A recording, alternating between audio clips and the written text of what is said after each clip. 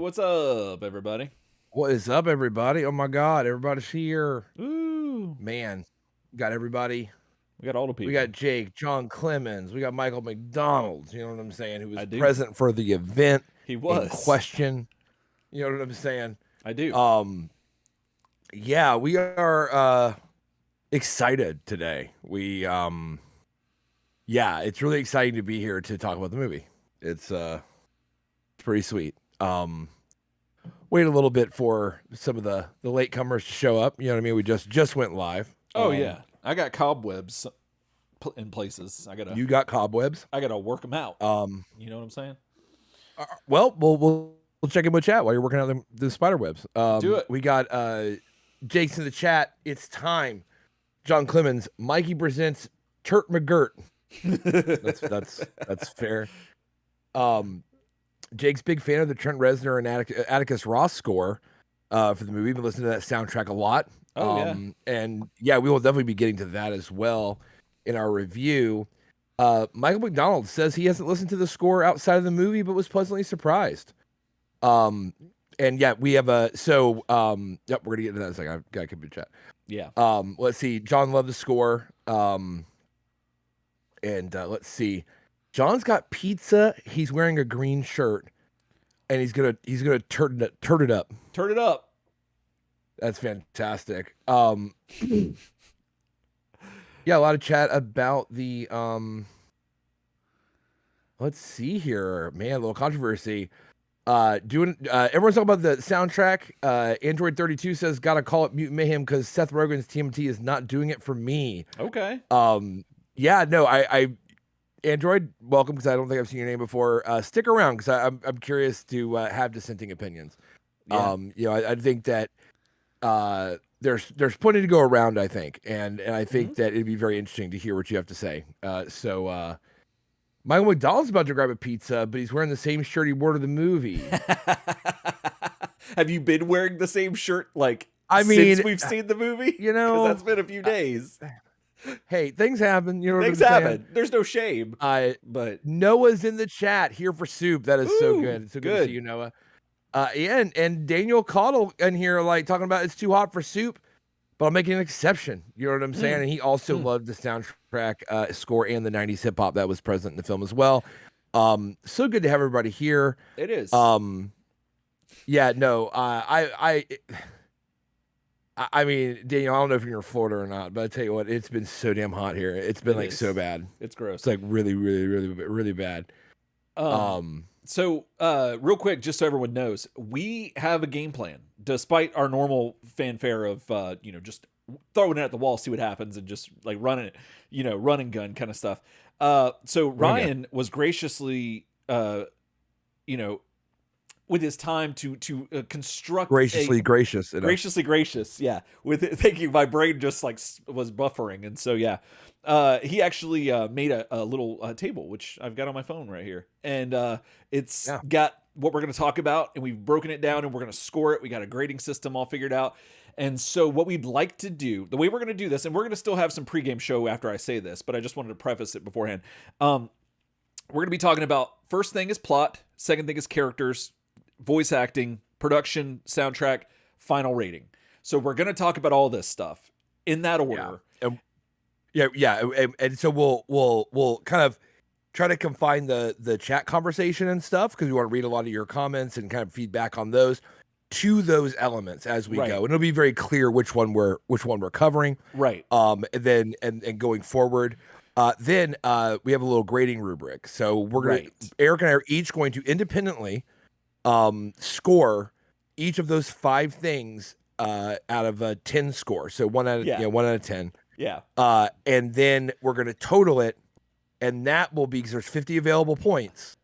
What that will be basically our 5-star rating or 5 soup can rating. We need to figure out how many, instead of stars, if we want to use something else. Right. I think Cuddlies.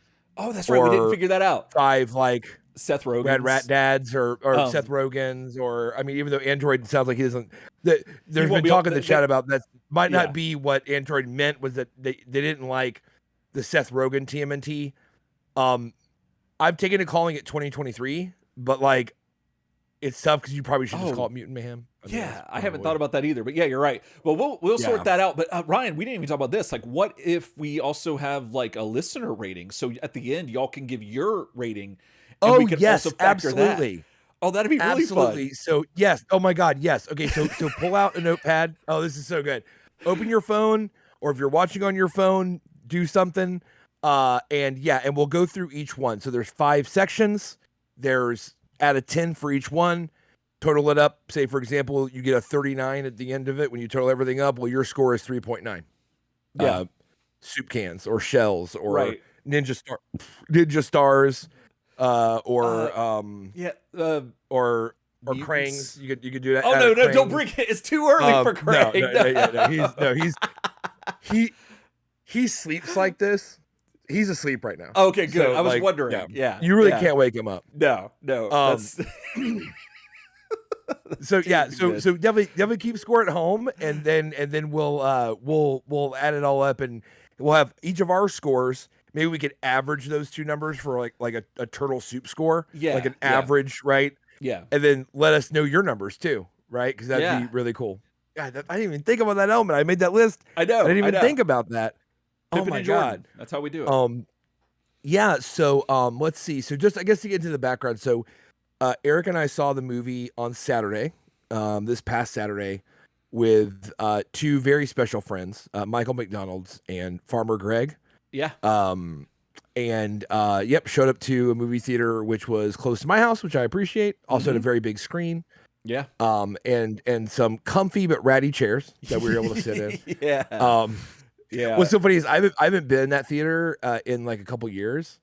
And I remember it when they built it, and like those chairs were like super nice. I was like, oh man. Right. Like, so in my head, I was like, that's being kind of cool because it's like, lowest decks in the business. Like it's like the biggest screen, so that we can see it on. So that's maybe a lot of fun. Yeah. Oh yeah. And I always know those chairs were comfy and like nice or whatever. When we get there, and it's like obviously like they're like red leather chairs, but they're obviously like cheap. Yeah. So like all the leather in a lot of areas, like like wear areas, has been like rubbed down to like black fabric. It makes it look very ratty. On top of that, but it kind of didn't Farmer Greg's chair was out of all the chairs? Oh, yeah, his was the one that made like it was electric. It was electric, and he could like you could like put him back. His sounded like. I can't even describe it. It was a cacophony of sound. Right. But it worked. Yeah, it worked though. Like it was obvious he was doing something. Yeah. Yeah, it did go back. It's pretty funny. Man, we got a lot of stuff here. Oh yeah, Daniel says it's just like American Idol. I feel so included. Yeah, you got to vote. Oh yeah. You know what I'm saying? Like keep track of your score. I want to hear your scores. Mm-hmm. Jake says he saw it at the Alamo Draft House. That's nice. I've heard that theater is really nice. And instead of local ads, they showed retro TMNT commercials. Yeah, that's cool. That's cool. That's like when I went and saw Kamen Rider, and they showed instead of the normal movie questions, they showed Ultraman questions, and I was like, I don't know much about him, sick. But then now I do because I'm weird like that. But yeah, Daniel saw it at an early screening at their local AMC, and yeah, they did a behind the scenes thing, sneak peek. That I mean.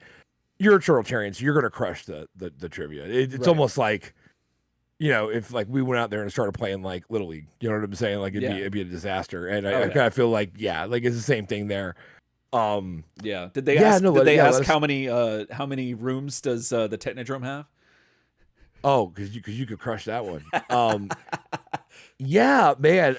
But yeah, no. I mean, while being cool, and we got out there and had a little discussion about things, kind of formed some things up. Yeah. But yeah, I had a really good time seeing it. You know what I mean? And then it's funny because I got I think it was on Facebook. I got like a memory of us seeing the second Bay film. Yeah. And it was like 2 days later or something like that. Right. And it was from like so many years ago. And I was like, damn, that's crazy. See, I don't like me, you, and Father Preston. Yeah. I think I remember going and seeing the first Bay film obviously before the second film, but like I don't hopefully, but I don't really remember much about going and seeing the second film. It's kind of a blur, but it was a blur. Yeah, it was a blur. I do remember going back and doing our like our review at that time, which was just sneakily putting it at the end of the podcast. Right. We're sitting down with Father President for that. It was pretty interesting. Right. Which, if you're wondering, we're going to probably attach this to the end of the next episode we record in the audio version. If you're the next interested. Prime, we'll put this on the end of it. Yeah. Let's see. So we went and saw it and kind of discussed some things. So I think Eric and I both kind of have a general idea of like where we're going to land on certain things. But it's also been a number of days. You know what I'm saying? So things have sunk in and maybe hit me a little different. I'm sure it's done the same for you, Eric, and you guys that have seen it. And of course, before we get started, obviously this is super spoilery. It's all in the description. It's all in the title. It's no hold barred. You know what I'm saying? That's why we decided to kind of do this as its own thing.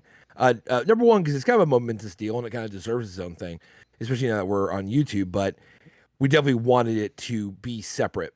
For you audio listeners who are listening to this in the future, spoilers, obviously, because it's not written on your podcast, but spoilers going to happen. That's true. And, we'll have to preface that at some point when we do the. So let's get the old phone out. Are you ready, or you want to wait a little more? What are you feeling like? I was thinking about giving it a solid 15. So I think we got 2 more minutes, and okay, but that's actually having like a time for that is pretty good. Yeah. So I'm trying to think if there's anything we've forgotten. Maybe no. I had thought about it, especially with Android's comment about the title, that maybe we could rank the title at the end, like if we think that that's a good title for the movie, maybe. But I might have been just making things more complicated, so I don't know.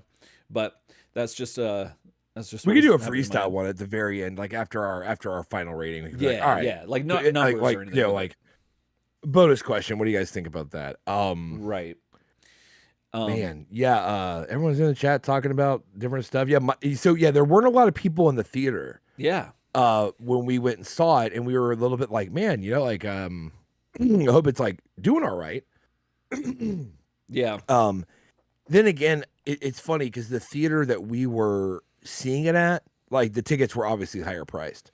Yeah. I think you could get like wedged into a bigger theater with a lot more people potentially. Yeah. If it was just on the regular screen, because it's like $8 more to see the one we saw.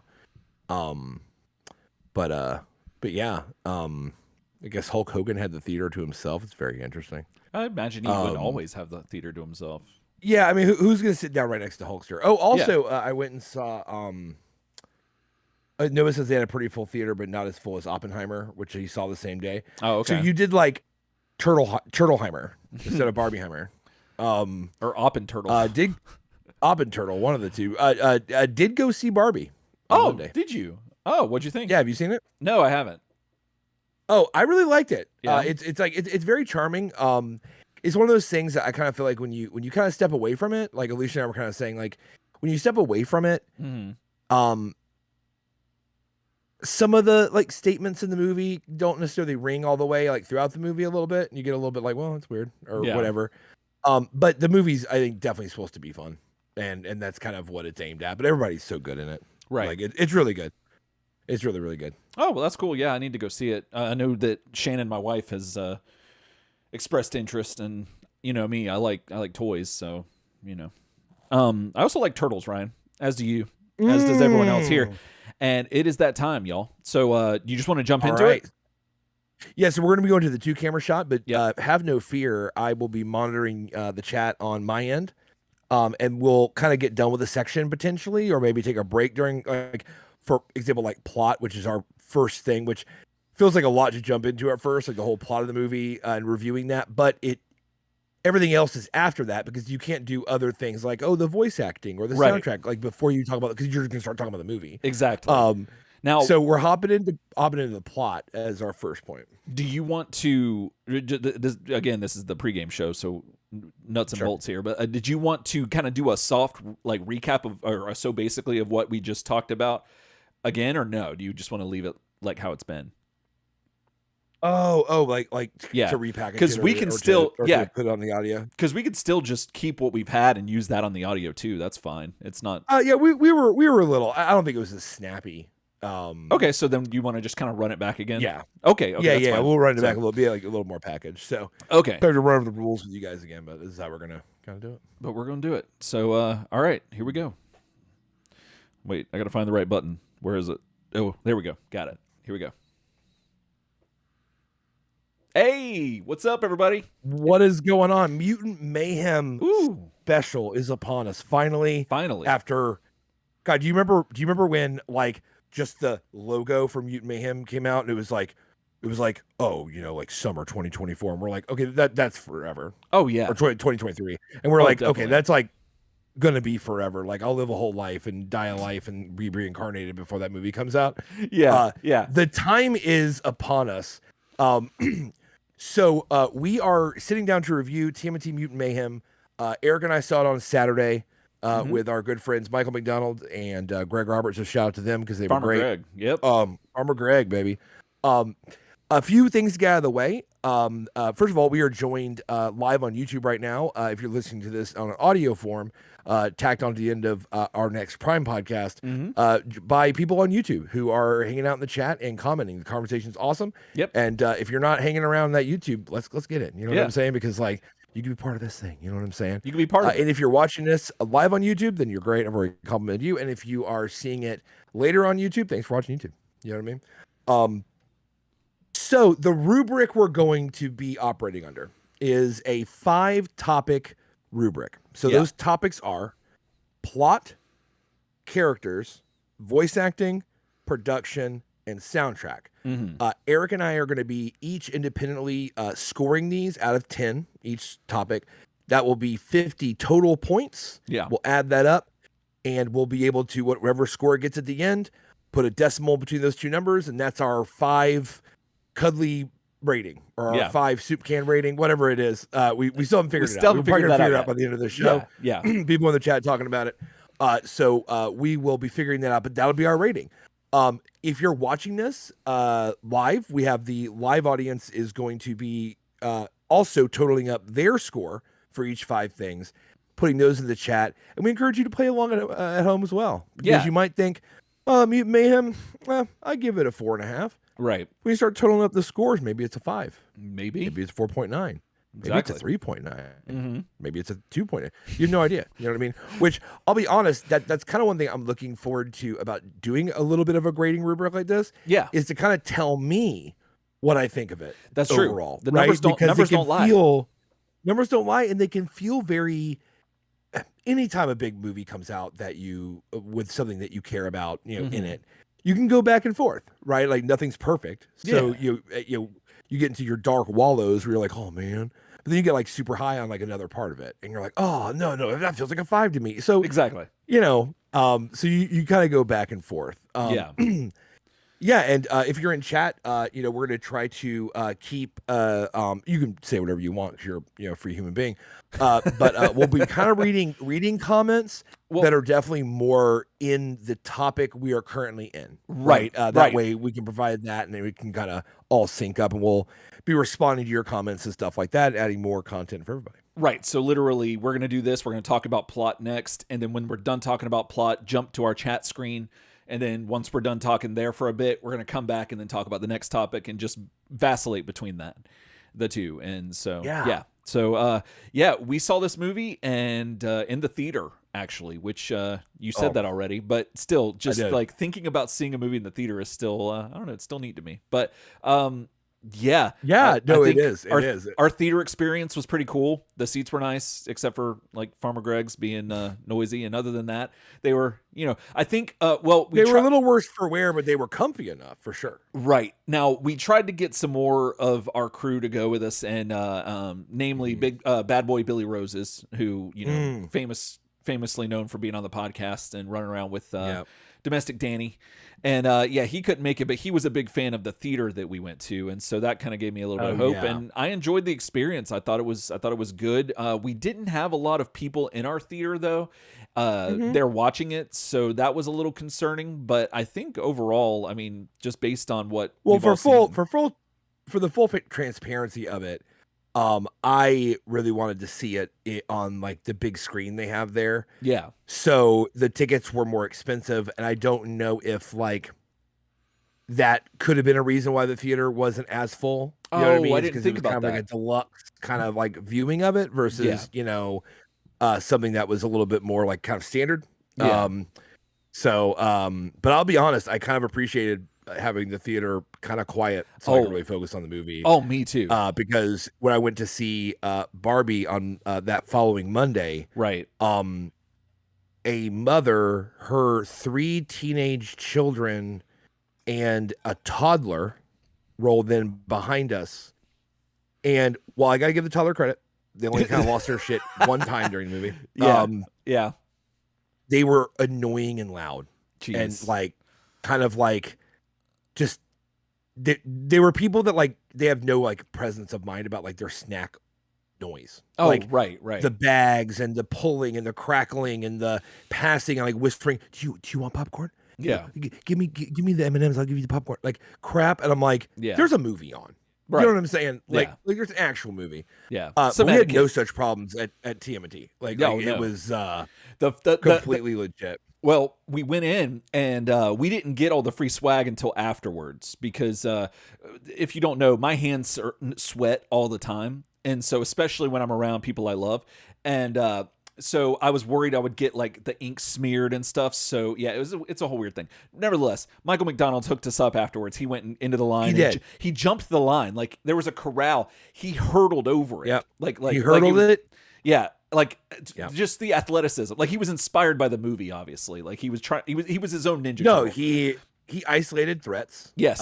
He took them out proficiently. Yes. A little scary actually. He got the posters. He had some comedy programs. in there. He did the tap on the shoulder. He did. Subvert. He did that and got us all a bunch of them. It was excellent. And then there was like a fellow chucker situation. He dropped fellow chucker, but like it wasn't sausages. I don't know what he was spinning around. We'll just leave it at that. It wasn't sausages. Yeah, it wasn't sausages, and then he fought people.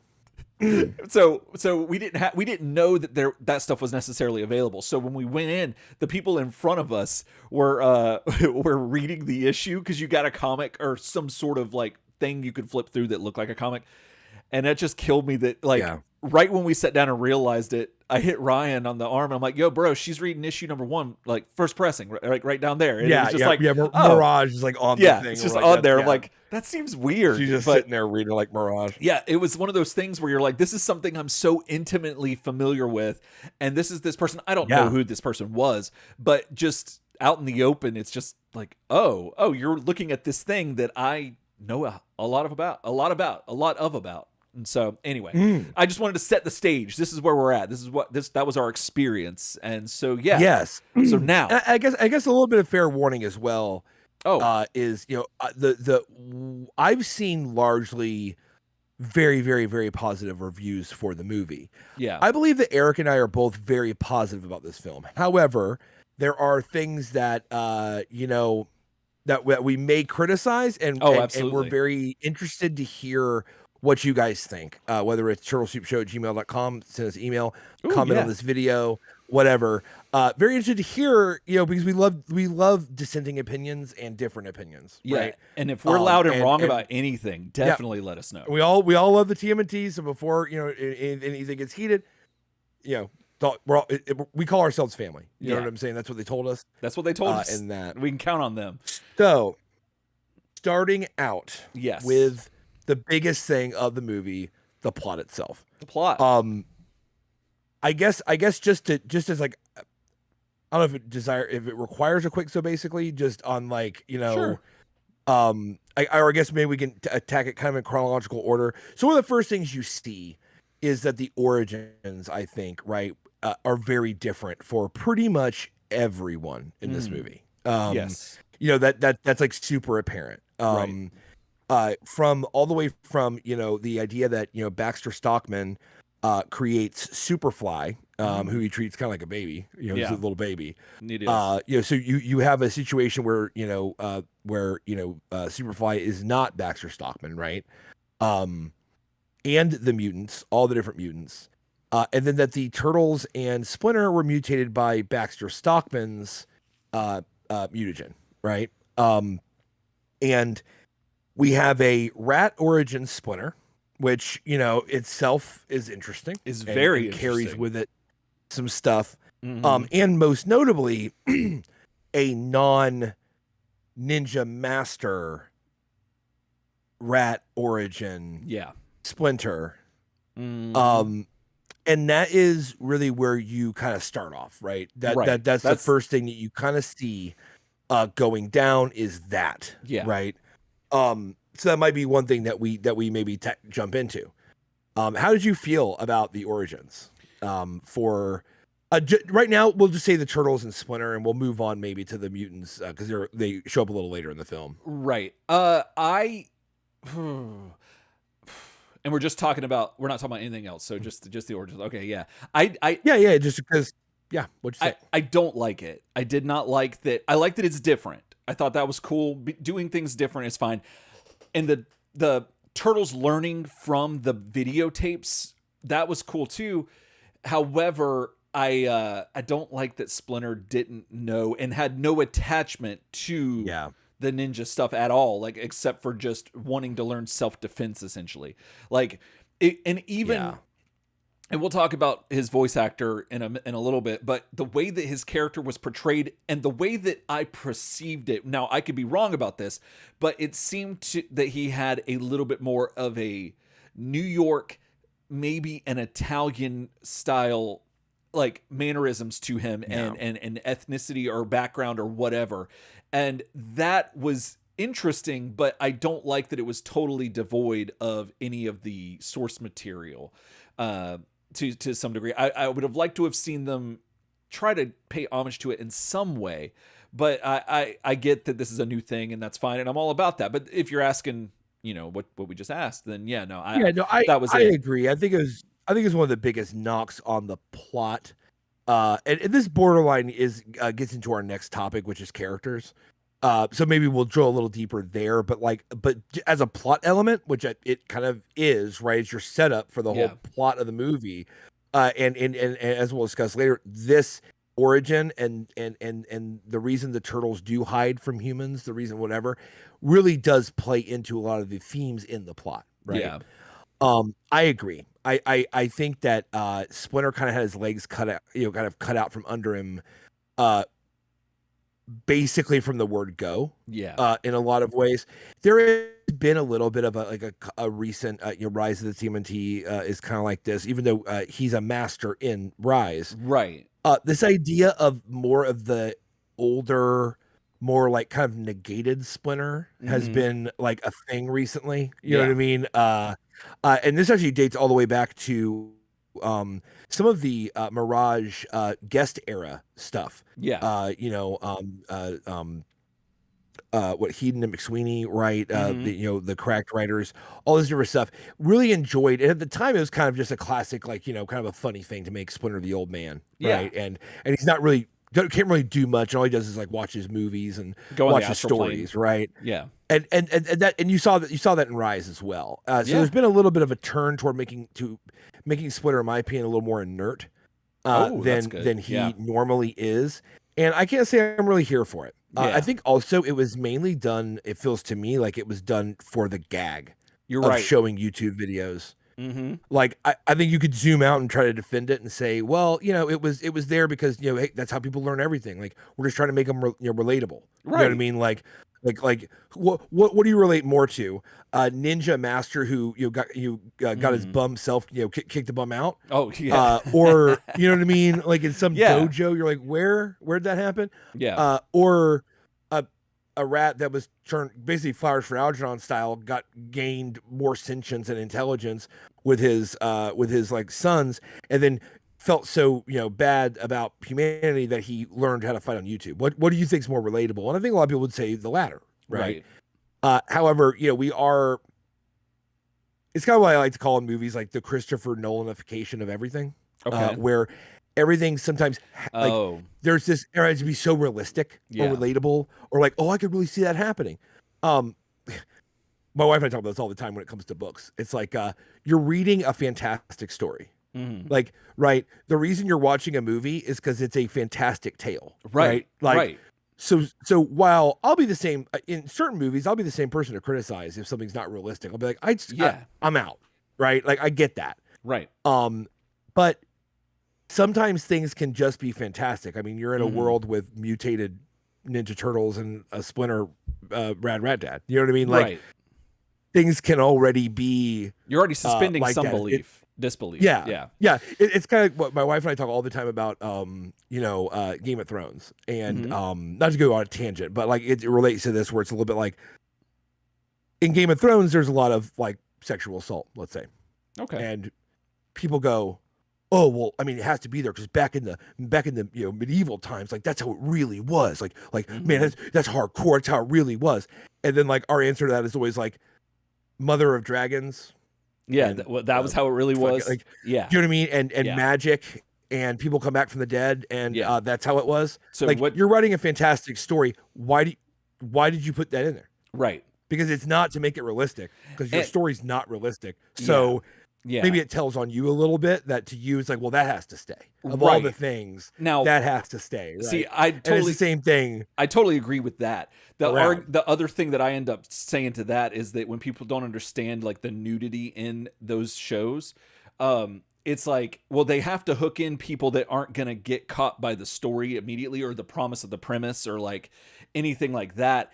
And so that's why they tone it down usually as they go along. But to your point about the SA stuff, that it's like, you don't have to show it. You can say that things happened. There's other things you can do to still have it represented without without doing that. Having that that be like a focal point, or like something that's just And so that's the whole annoying thing about it. You step out as a writer, you look at a writer and you say like, you're using that as some kind of threat, right? That's the function it serves in the story, is that there's a threat. Why don't you write a better threat? Yeah, it doesn't have to be that. Yeah, you know what I mean. Like you know what I mean. Like if you isolate its function, what do you want it to do? Right, and then figure out something else that can make that same thing. Right. And when he goes back to Splinter, it's interesting that it's like, well, it's more relatable that they learned from YouTube, and really it's just funny. Yeah, but it's a 2-second joke, right? Yeah, it's a 2-second joke, a sight gag, with a little montage of like YouTube, but it actually cuts Splinter completely out. Yeah. Like, you know what I mean? In his traditional way for the rest of the movie, more or less. Right. And the nudity was too much too, for me, at least. I don't know about you, but the nudity in this movie was just too much. So, but anyway, so that's kind of the basics of well, we didn't really talk about the turtles, but essentially they learned the same thing, the same way through Splinter. But, and that's where you start to set in a theme. Splinter, I love the milking jokes, like that whole like running joke, like they're gonna milk you, was like super funny. Oh yeah. And that's where they kind of introduce that first element of like Splinter is xenophobic toward humans because he had a really, really, really bad interaction with humans, and humanity can be awful. So there you go. That warped him so badly that he raised his sons to fear humans and fight. Learn to fight in case you're captured, because if you are captured, the worst things will happen to you. Basically, getting milked. Yes. So they grow up in a household full of that kind of fear mongering and that kind of stuff. And when you're young, you don't question it because you trust your father and you think that's true. Right. And that starts to get on a statement, I think, that Rogan and the other writers were trying to make in this film. Right. Yeah. As far as what is the statement of the film, I think there's a lot about xenophobia in it. Oh, absolutely. And a lot about overcoming xenophobia. Well, and the thing that the turtles touch on is that they're experiencing when they go out for stuff, because like you had mentioned that Splinter is just a homebody essentially. They experience the world and they're starting to see that certain things don't match up with what their dad taught them. And so that's just further double down on showing the dichotomy between the two ideas. And So we move on and we kind of early on meet our villain, who is Cynthia Utrom, right? Oh yeah. Who there you go. Who's, the more I'm starting to look at this, the more I start thinking maybe we just start plot and character. We'll score them separate, but we might just talk about them in one segment. Sure. Because like it's almost impossible to talk about plot and not talk about the characters. Somewhat. Maybe we'll just touch back on it. But you have Cynthia Utrom, who is in charge of TCRI, and they are looking to recover Baxter Stockman's work he's doing. I guess he worked for them, went a little rogue, and they're trying to go and get his work. Cynthia Utrom wants the mutants that he's created and his mutagen under her control. For her own, sick and twisted means. So you go from there. So it's not much later, right, that the Turtles meet April, and that's another big point in the absolutely plot, yes. Right? Yeah, that's so give me some of your thoughts on that and their first interactions and what that kind of winds up turning into. Well, I loved everything. I liked Baxter and the way that he was presented and all that stuff. And then the other little bits of the mutants we saw early on was cool. But then when they met April, I thought April was great in this. I thought she was cool. I liked that that she wasn't very stereotypical in a lot of the ways that she has been portrayed in the past. And I appreciated that. And just the way that she was, I don't know, you want to talk about the actress that the actor that portrayed them and stuff like that. And, but we'll save that for later, but still no, I loved it. I thought it was great. I loved all the gags that she had and how she just felt real. Yeah, I thought that was fantastic. All of her stuff. I really liked April kind of on the first thing. I think the gag where they're trying to like film a video of like throwing a ninja star like through a watermelon goes wrong. The watermelon the ninja star winds up getting plugged in her helmet, which is deadly. And they wound up interacting with her. I thought it was interesting how they're a little curious about her. Leo definitely is more taken with her. Oh yeah. And they kind of throw caution to the wind, right? Because there's two things that they present in the beginning of the film. Okay. And these are like your, I guess, like in the Mission Impossible sequence, like this is your fuse lighting, right? Okay. Moments in the plot where they introduce two things. One is that the Turtles have lived a very sheltered, xenophobia laced existence. It's been really their driving force to be who they are. Right. Two, they long to be part of the world though. Yes. Right. The scene with them watching Ferris Bueller's Day Off and like all that stuff like that, right? That happens before this. They really lay that in hard. Is that the Turtles are sheltered and maybe a little taught to be a little scared of the outside world, but really, really, really, really want to be part of it. Yeah. You know what I mean? Yeah. In their thing. So Leo seems to me like he kind of finds a reason to, right? Like it happens, call it hormones, call it what you want. And that gets them embroiled with April. I thought that April, I really liked her character design. Big fan of just like representation of like, human, normal human sized bodies, not having to be rail thin. Yes. And this isn't the first non-white April in TMNT existence. But it's one of the seldom of them still. Right. Yeah. And much like how, Brian Michael Bendis was talking about when he created Miles Morales. I know we've said it on the podcast, it was 100 years ago. Yeah. When he created Miles Morales, and the idea was like, he had carte blanche, like create a new Spider-Man, a younger Spider-Man.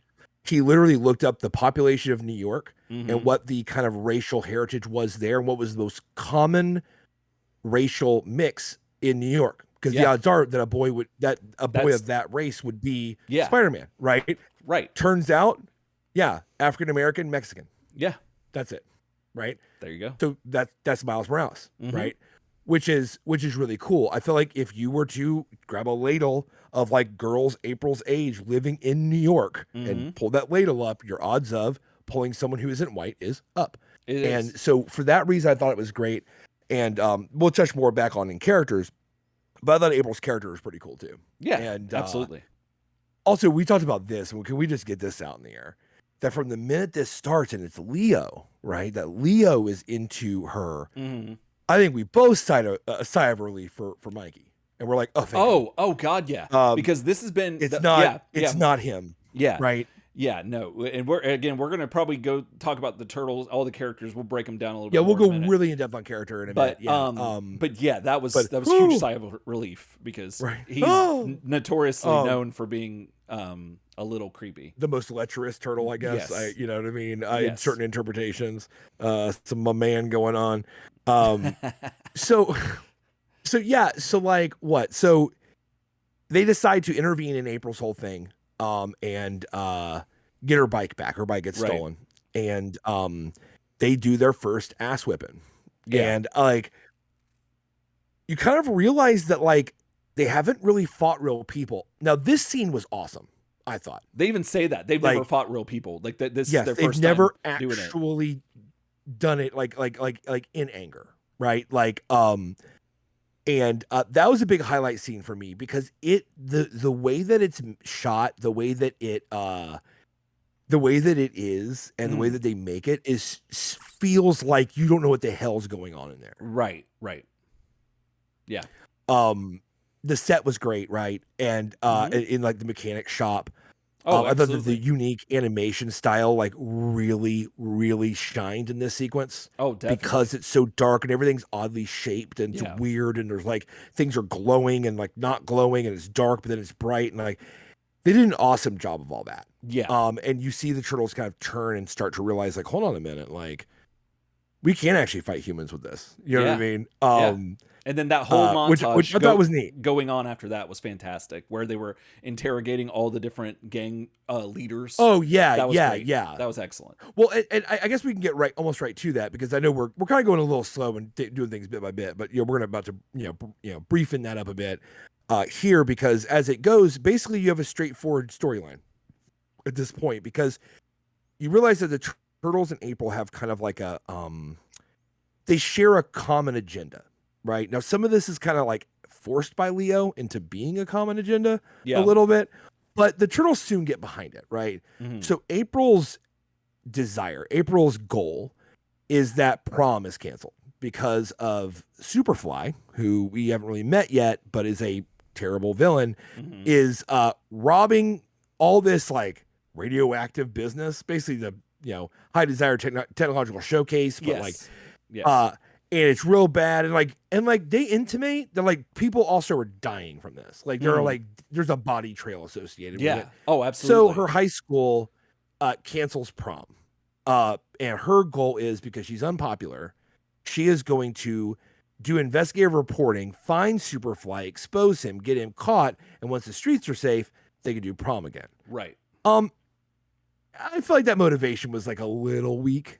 Yeah.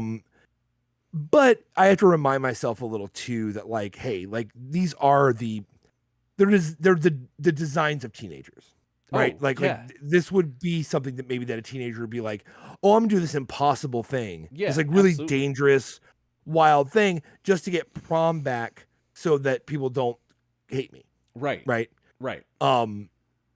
And honestly, the turtles are kind of in because they're down for anything. Seems like something they want to kind of fix. Mm-hmm. And that led me to a point that I'm very curious to get your opinion on. Okay. So it's at this time that it kind of fully sinks in. The movie kind of tells you, they told you before the fact that the turtles never really fought anybody. Yes, right? They did. That fight in the mechanic shop, what they told us was their only like real trial by combat. Mm-hmm. In walking down the, in the sewers, on the way home, they kind of decide to work with April on tracking down Superfly. And the idea is they know they're going to have to go through a lot of fighting and interrogation and struggles and basically become the crime fighting TMNT that we're very familiar with. Mm-hmm. How did you feel that we're going all the way back and we're seeing in this iteration of the Turtles that we're seeing like the origin of their crime fighting? Often in most Turtle iterations, when you meet the Turtles, they are crime fighting. Like currently they are, they're at that point, right? They've done the thing, and now it's just gotten really intense. Here you see the actual beginning of that entire concept for these turtles. The ideas of fighting, using their ninjutsu, and fighting for the betterment of the city or the people, or really just against crime. How do you feel about like that origin being taken back that far? Oh, I thought it was great. You never get to see that. And they always show you like the Foot Clan getting started. Like all the bad guys, you see their intentions and everything, and we get the origins as per usual. But like you don't, like you said, the crime fighting stuff. And so I loved that they accentuated that and showed it in such a way that like it was so gleeful for the turtles, because the montage of them going through and getting all the bosses taken care of, you just see such delight coming from like a lot of different a lot of different things. They were getting satisfaction from using their skills, that what they know and what they're good at and what they've been taught, in a practical purpose. So there was that, and seeing it work, like the fruits of their labor coming to fruition, and all of that. That was fantastic. And then you also realize that they're interacting with human beings, which is another thing they've been wanting to do, which is really cool. And then they have their own, like the own goal of what they're trying to sort, the point that they're doing this for, like to get information. They're actually doing that and getting that resolve. And so there's a lot of things that are just working out for them, and you see it all over their faces, and it's just done really well. And I just love that you're seeing that. Now, the only thing that, well, actually, no, I was going to say the only thing is that you don't see them make any mistakes, but then that's what you get to coming up. You start to see their mistakes where they're in the van and they're waiting to make the drop off with Superfly and stuff. And so I'm sorry, but I want to say that that montage of them going after those like 4 different like, you know, parts of the puzzle that April had put together, right, and kind of going out there and attacking that fight sequence was probably the best sequence in the film, bar none, to me. Yeah, I cinematically. Yeah, I like, can see that. That had me like ultra excited the entire time. Yeah, it was cut together so creatively. There was an excitement I used to get, right? And that I still can sometimes like spark as an adult. When I was a kid and the turtles were like jump into combat. There was something about and you know, I'm not a poet over here, you know what I'm saying? Although I am verbose. You know, usually the same thing repeated over and over again. So exactly. There's my secret. There was something, this rush I used to get as a kid when like watching the 87 series, when like, you know, like turtles fight with honor and they like jump in, right?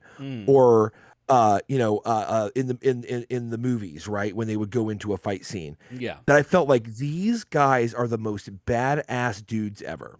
Like that, and that's just underselling it.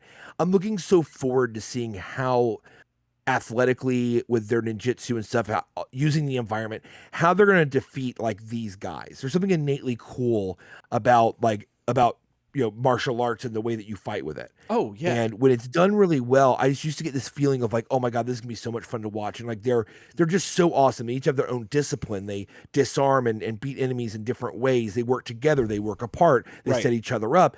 I'm like, I can't wait for this to start. Like I feel so hype, right? I felt that over the decade plus of doing this show. I've felt it a good number of times as an adult, right? Oh yeah. However, this might have been like the most concentrated version of that I've seen in a really, really long time. Oh, absolutely. I was ecstatic during that scene. Every shot of it, every second of it. Yeah.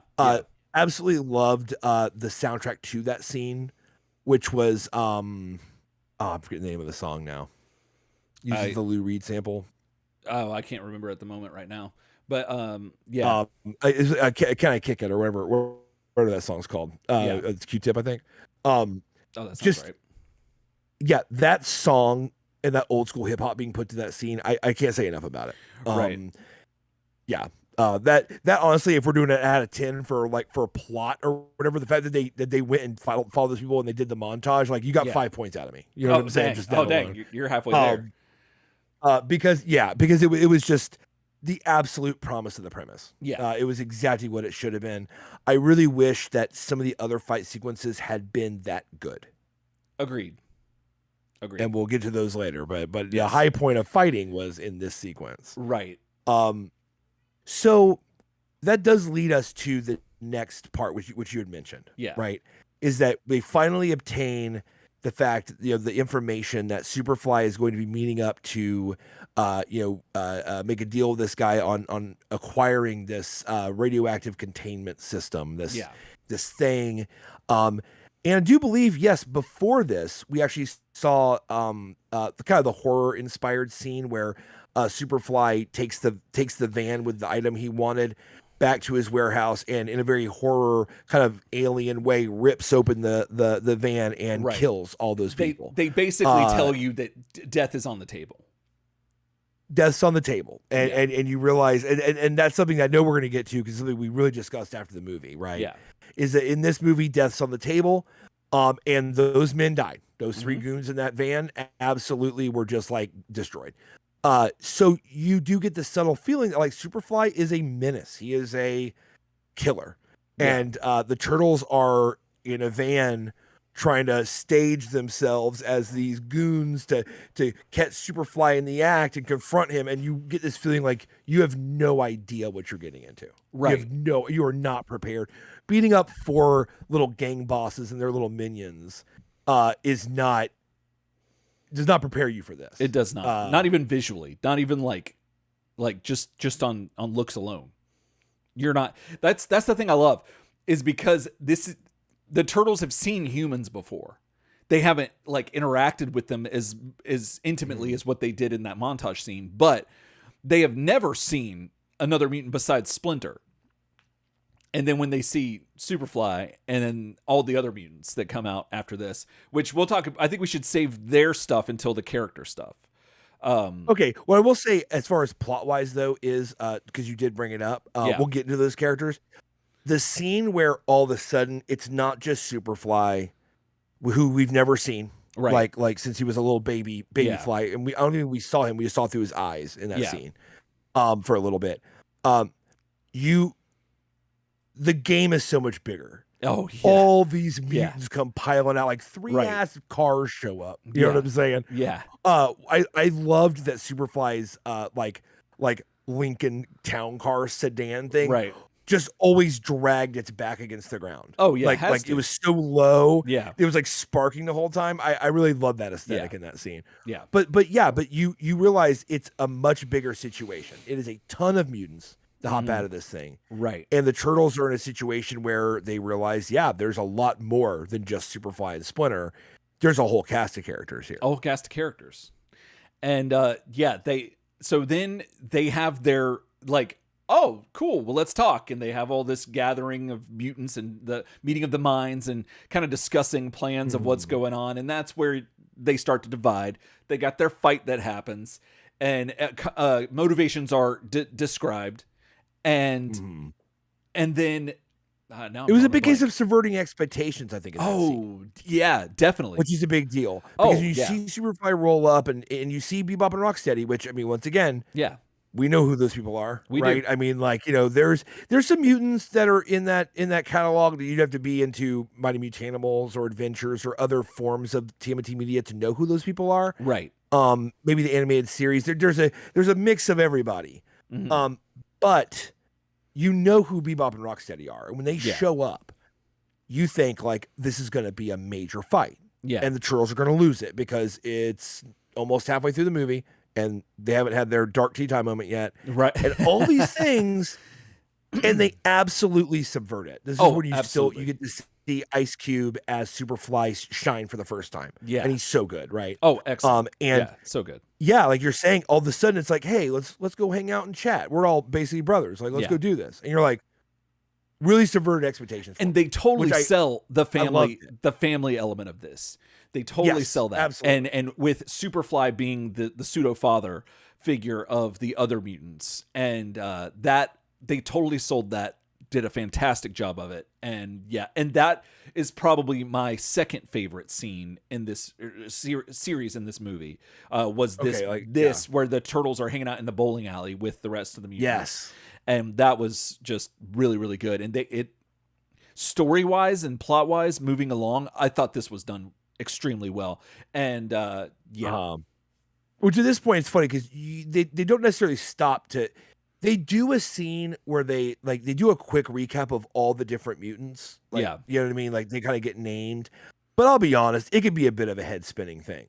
Oh, but let's see if we can name them all. In chat, like, let us know, right? So in that scene, you see Bebop. I think it's 10, right? Total. Am I wrong? Oh, I don't know. There are 10 total mutants. I'm not sure. So it's Bebop, Rocksteady, Mm-hmm. Wingnut, Mondo Gecko, Leatherhead, Ray Fillet, Scumbug. Scumbug. How can I forget Scumbug? Mm-hmm. We'll talk a lot about Scumbug later. Technically, you see Superfly, so yeah, Superfly 7, so 8. So Superfly makes 8, and I think I got them all. I think that's. Oh, I feel like there's one more that we're forgetting. Did I say Wingnut? You said You said Wingnut. Like I said, so I said Wingnut. Yeah, you said Wingnut. The Toad, yes. Genghis. Yeah. I felt 9. like there was one more. Genghis makes 9. Yeah. And am I forgetting another one? I don't think so. I think that either was way. But if it's 9 or 10, whatever. Yeah. It's a huge cast of characters. It's a big moment. It's a really cool scene in the bowling alley. Absolutely. And you don't know what's kind of going to happen, but like you said earlier, and we'll get to this point now, this is where we reveal the plot, like the evil plot. This is where the conflict and the threat enters the film. Right. Because you don't know what Superfly wants to do. Right. But it could happen. Exactly. Right? Yeah. It's very close to happening. Like, this is the last piece. Yeah. That the Turtles have, and I love that it's this thing where it's like they have to make a call, and they've had so much new information given to them, and like this has been one of the best times of their life because they're riding that high. And I remember being a teenager and nothing like to this. Well, I don't want to give too much away about my past, but sometimes there's some similarities to this movie that you and I experienced when we were younger. And if you want to know about that, just listen to the early episodes of the podcast and you'll hear all about it. But like, we've been in situations like this where it's like, oh, we wanted to interact with these people, and then all of a sudden we do, and all this stuff. Yeah. And so it's just a whole cavalcade of emotions and just things running on high. And I just love it. And the other underlying thing is that Leo is still the leader of the team, and also trying to impress April in a romantic way. And that's rocking a hard place right there. Like it is, and that's what makes the tension seem interesting, because I mentioned this after the movie when we talked. One thing that they introduce here is what I love to call the Professor X Magneto situation. I love this in movies. Yes, where the same stimuli produces two very different results in two different people. Right. So in the X-Men, the kind of the emergence of humans with mutant powers, okay, namely teenagers manifesting mutant powers, and the government and society's like kind of problem with it, and this feeling that mutants are freaks, and a lot of this kind of civil rights kind of flavored interpretation that Stanley put into the X-Men. It produces two results, and you basically get Martin Luther King and Malcolm X. Right. And that comparison's a little tired because Magneto Malcolm X wasn't all Magneto about it. No. But so it's not doing him any favors. Yeah. But you get the Professor X who wants to teach the children how to be parts of society. He truly believes that the future is humanity and mutants come together, and that's how everyone does better. Yeah. You have Magneto, who's basically a mutant supremacist, right? He goes in and sees, hey, like, we're going to just eliminate humans because they're awful. Look what they've done to us. Right. Also, there's a little bit of like, we're the future of humanity. Why would I shy from it? That's true too. Like, we're the next stage. What do I have to be ashamed of? Right. So once again, and obviously the more infantile with X-Men you go, the more like bad Magneto is. Yeah. But well-written X-Men, Magneto always has, you can almost identify with it. You can just almost identify it, right? You're almost there. The right circumstance involves just a bad day. Killing a bunch of humans by like blowing up the Hoover Dam. And I'm just not about blowing up the Hoover Dam. Yeah. And that's where the Turtles find themselves. Superfly's basic reason for doing what he does is the xenophobia that Splinter raised them on. Absolutely. And that even you as the audience, humanity's got problems, right? Yeah. We got problems. Like, we do bad things, man. Mm-hmm. And like, and we judge things right off the bat, and we do awful shit. And speaking of that, real quick, I want to interject. I'll let you finish. Sure. But oh, thank you. But I wanted to. We skipped over, or at least I did.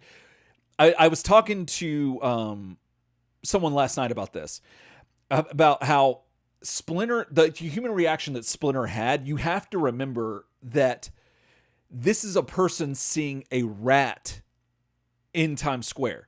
That is normally, you see rats when I went to New York, I saw them everywhere, but like they're also like a creature that's generally smaller than you. So when you see one, and even though you've seen the rats in New York, yeah, and so, but even though you've seen something, even though it's smaller than you, you're still afraid of it, regardless of the size of it, especially just if you're not used to seeing them too, like, or even if you are, but like.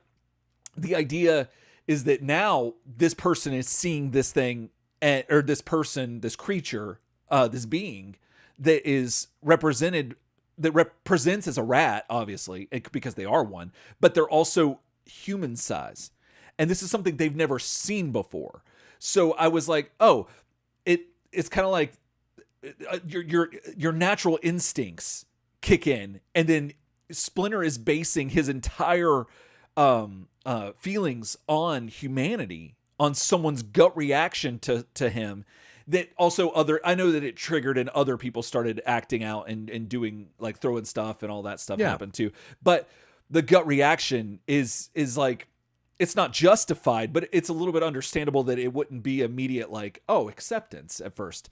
And the other thing that I tether that to is just that whole joke about the roach. I think it was the Far Side that did it, like where the wife calls the husband, like, honey, step on it. Yeah. Come kill this. And he's like 8 feet tall. Yeah.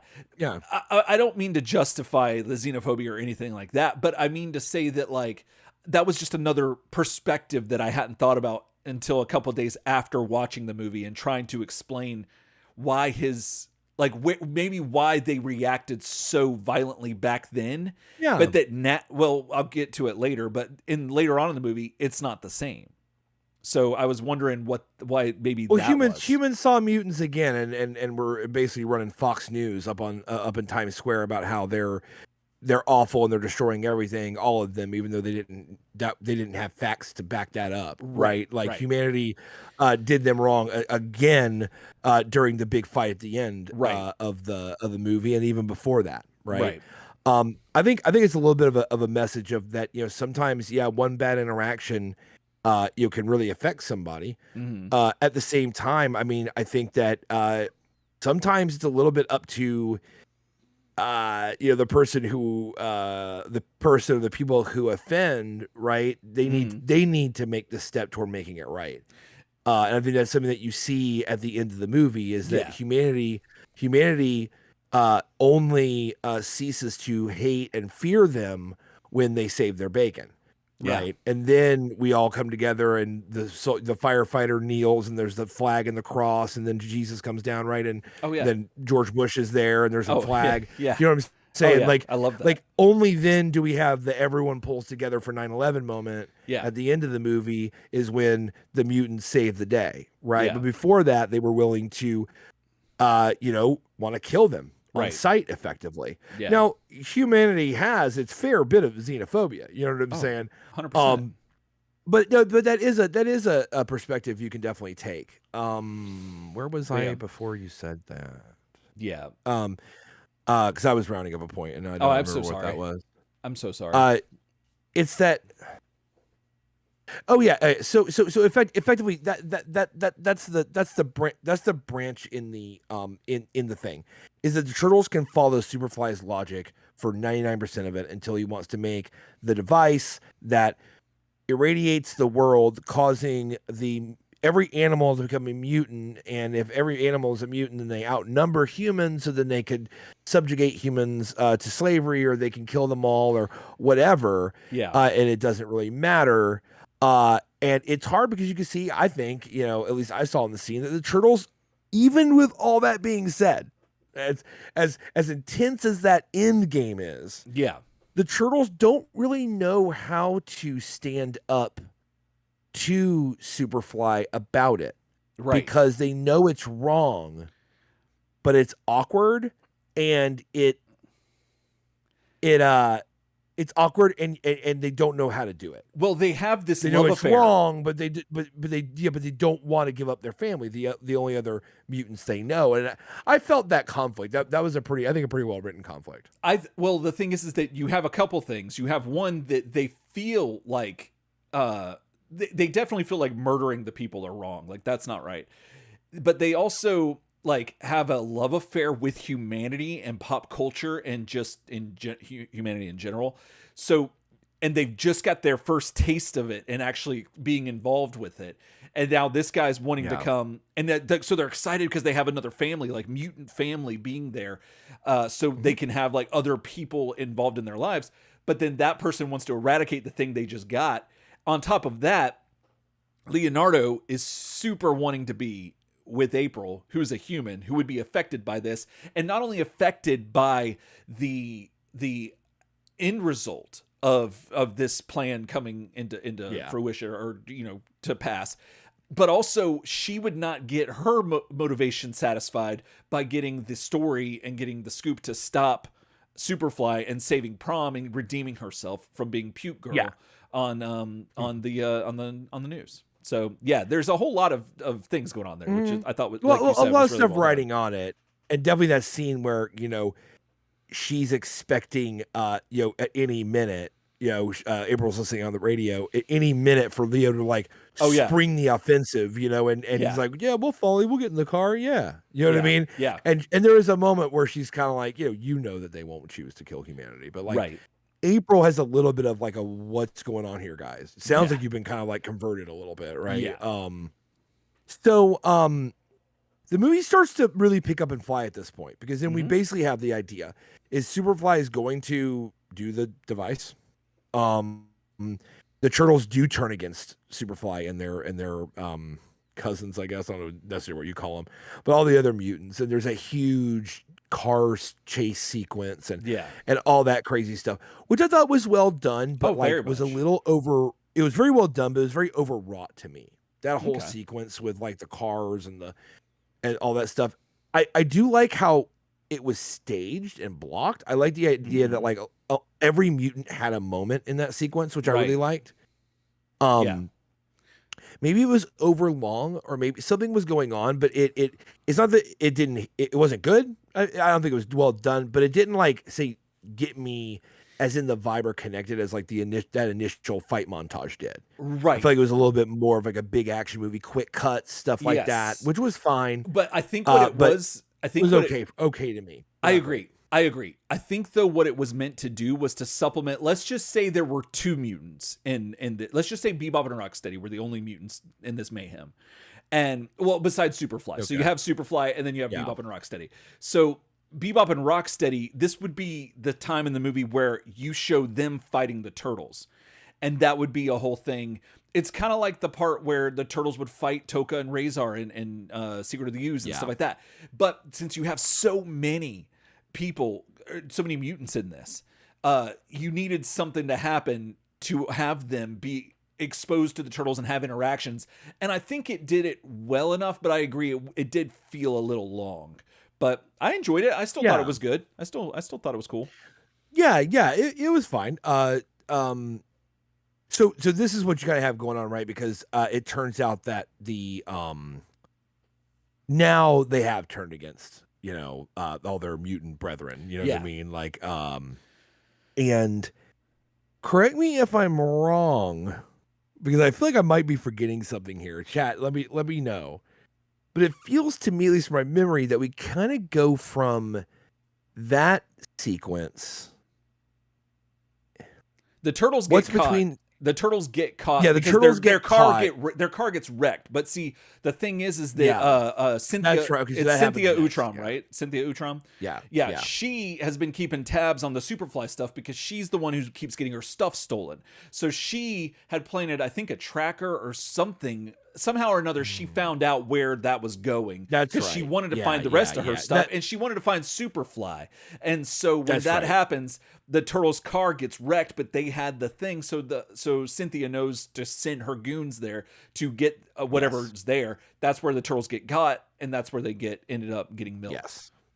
So what this does is this is a big turning point, right? Because it's a little bit like Dark Tea Time of the Soul. There's a couple Dark Tea Time of the Souls in this movie. Like they kind of throw you for a couple false climaxes, right? Yeah.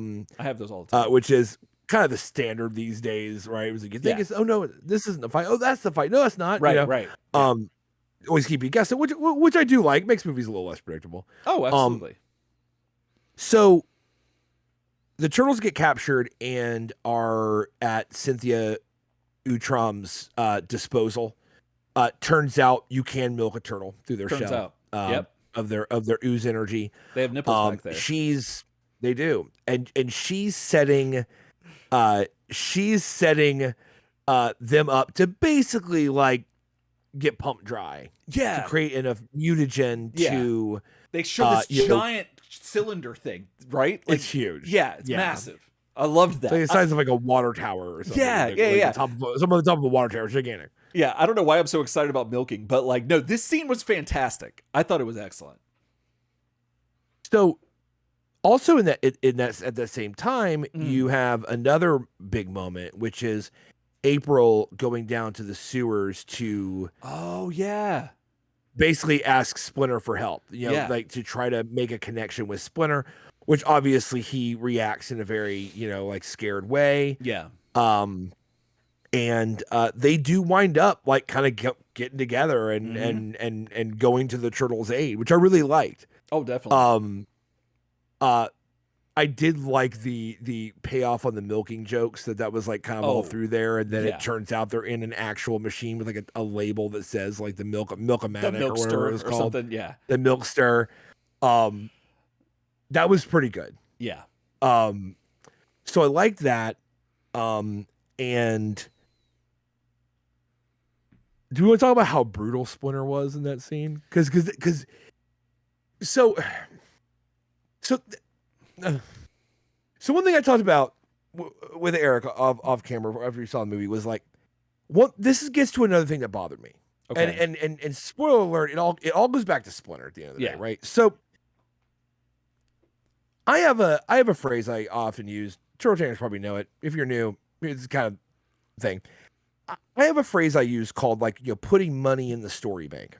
Okay. And it goes like this.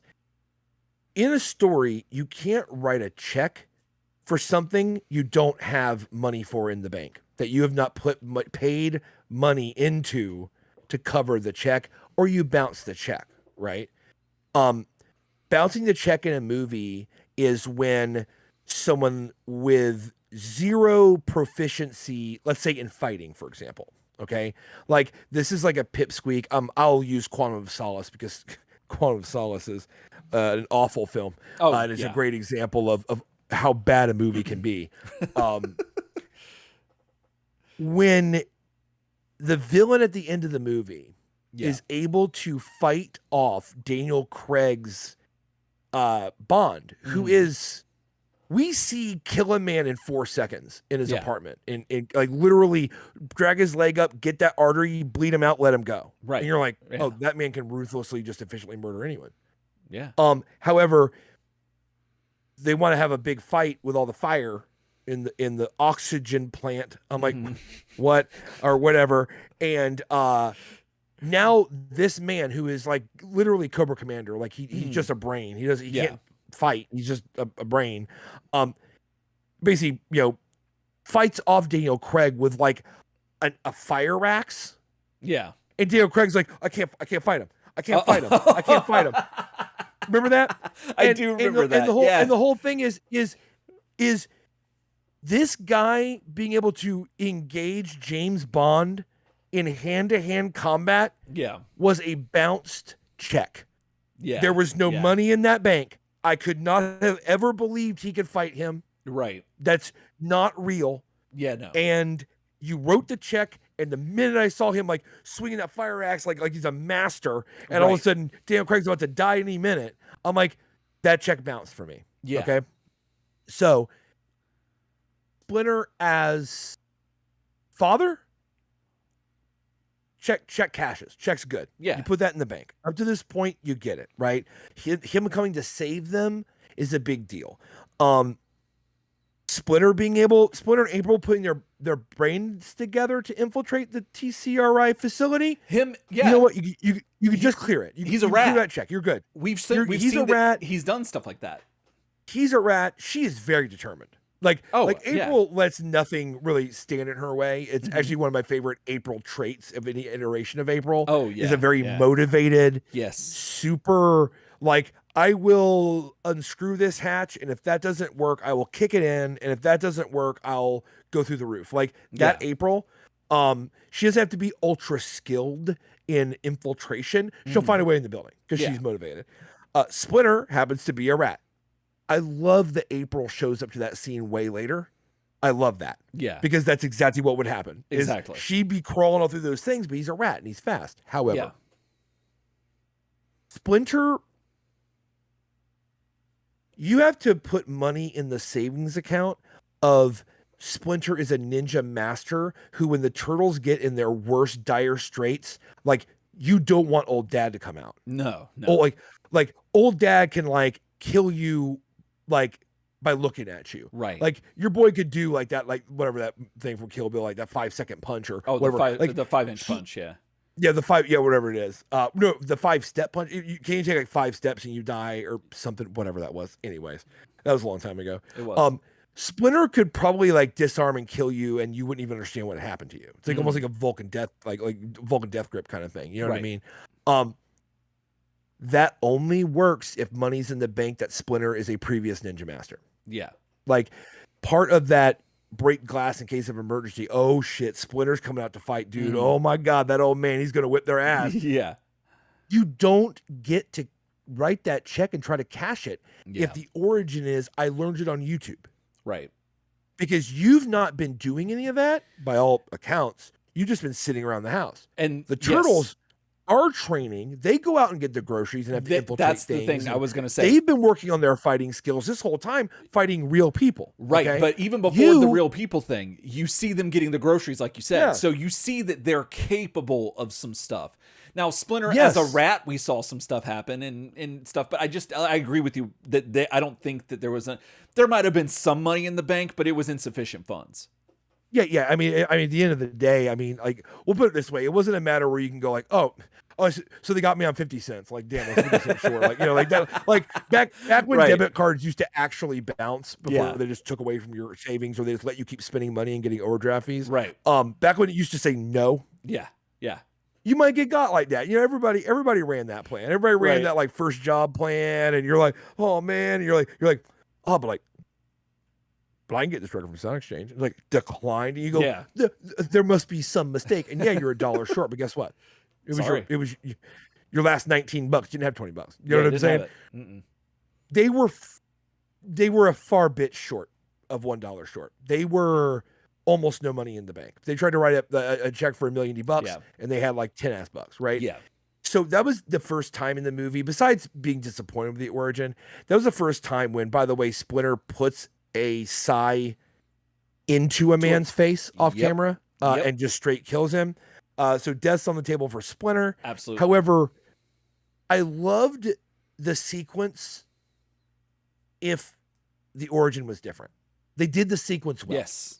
They, you know what I mean? Yep. They waved their bounce check around for a long time before you knew it was they didn't have the money. They're like, look at this $1 million. And they did all that. And then the closer you're can you hold that still for a second? Yeah, that's just written in crayon. That's not actually a check. Yeah, that's not endorsed on the back. Yeah, that's just a receipt from McDonald's. You know what I mean? Before you realize that, you know what I mean? Yeah. It's a great sequence. I love that he lands in the turtles, the locker they put the turtles' weapons in, and comes out with all their weapons on. Yep. Such an awesome idea. Yep. Seeing the master of all, right? Like he mastered every discipline. Yeah. And seeing him use all the Turtles' weapons. Mm-hmm. So awesome. Did not have the money for it. No. Just didn't have the money for it. I do not expect that he would be any better, actually, than any of the Turtles, given his advanced age, and given that he has not been practicing his martial arts against real people, unlike the Turtles. Right. And the fact that he probably taught them and then stopped doing it. Yeah. Because he has this like immobile kind of, I like to watch my stories, rat dad feel. Yeah. Where he just seems kind of like, the only thing he's worried about really is like that his sons like aren't hanging out at home anymore. Yeah. And he's worried his sons are going to go out in the real world. That's his entire thing. So when he shows up and like starts whipping ass, half of me, I'm like a pack of nerds. You know what I'm saying? Like one half is like, oh man, the delicious, strawberry nerd or those grape nerds. Yeah. The other half is like cat piss. Oh, you know what I'm saying? Like cat why piss did you nerds. buy those? Why did you keep buying them? Because they're in the 2-pack with the grape nerds, dude. Like that's the problem. Grape nerds. Why did you have to get the have cat to piss eat ones? both pack sides of the nerds. You can't just have one side throw the other in the garbage. It's wasteful. Right. But you're not going to buy the single. You're going to buy the double pack of nerds because it's a double pack of nerds. You know what I'm saying? You think so I got value. both. I got both little ports open, dumping it in my mouth. I'm getting half grape, half cat piss. Which is basically what a Red Bull. That's basically what a Red Bull tastes like. You know what I'm saying? Like, I do. 100%. Half fruit, half cat piss. I did. So like, yeah, that bonus episode we did where we actually tested. We did the cat piss challenge. That was go listen to that. Patreon.com. Yeah, get on Patreon. You need to hear that. You know what I mean? Like, can you retch and laugh and cry at the same time? You'll find out. You'll find out. Goodness. All right. A 2-pack of nerds with grape and cat piss might be the answer to like, they say you can't be happy and sad at the same time. Oh yeah. Yeah. You know what I mean? Yeah. And that's how I felt about the scene. Okay, I agree. I was eating my cat piss nerds and my grape nerds, and I enjoyed the sequence. I loved what they did with him, but the whole time I was like, it's like they stole this a little bit. They stole this from a splinter that doesn't exist. I agree. In Durant, you know what I'm saying? Yeah. Now, where do we go from here? So, where do we go from here? So when they get free, I mean, once again, chat, let me know if I'm forgetting a plot point. I'm so worried that someone's going to go, oh my God, the actual most important thing in the entire movie. You just like, right. So right. Let me think know. That's coming up now. But yes. So I believe that what this leads to is now that everyone's reunited, and let's be honest, like once they defeat those handful of guys in that room, they're just free to leave. Yeah. Yeah. Like they just leave. And the Turtles seem to show no ill effect from being milked that much. Yeah, I did expect a little bit of like are we gonna get to like a foul for Algernon yourself, like a bloodsucker situation, or is Raph gonna be a baby and Eric are gonna cry on a podcast about it, or like what's gonna happen? And it turns out not really. Like I guess you could just get milked a little bit and you're fine. Yeah, you're a little lethargic, but it's fine. You'll shake it off. So they go to face off against Superfly and their estranged family. Yeah. We're ready to activate the actual death ray situation. Everything's there. The Turtles and April show up on this at the docks on this like kind of half sunken cargo ship that's out there. Oh yeah. Yeah, which I thought was a really cool scene for everything. At some point during this, by the way, you'd be almost remiss to say, we probably mentioned it in the character profile, but at some point in this is when you get the best part of that chase sequence was that "What's Going On" song. That was the main theme. And then going into the Peaches version of that song. Oh yeah. And then the part where Ray Fillet is singing it when they're building, and that's the first time you see the set of the cargo ship, where you see he's building the thing and they're welding and stuff, and it's Ray Fillet sitting on the ground, like singing, like playing guitar. Yeah, such a cool sequence. And I'd be remiss if because those were the biggest laugh out loud moments for me. They were really big.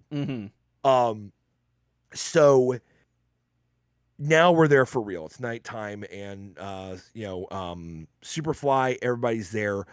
When the Turtles got there, did you feel the menace from the other mutants?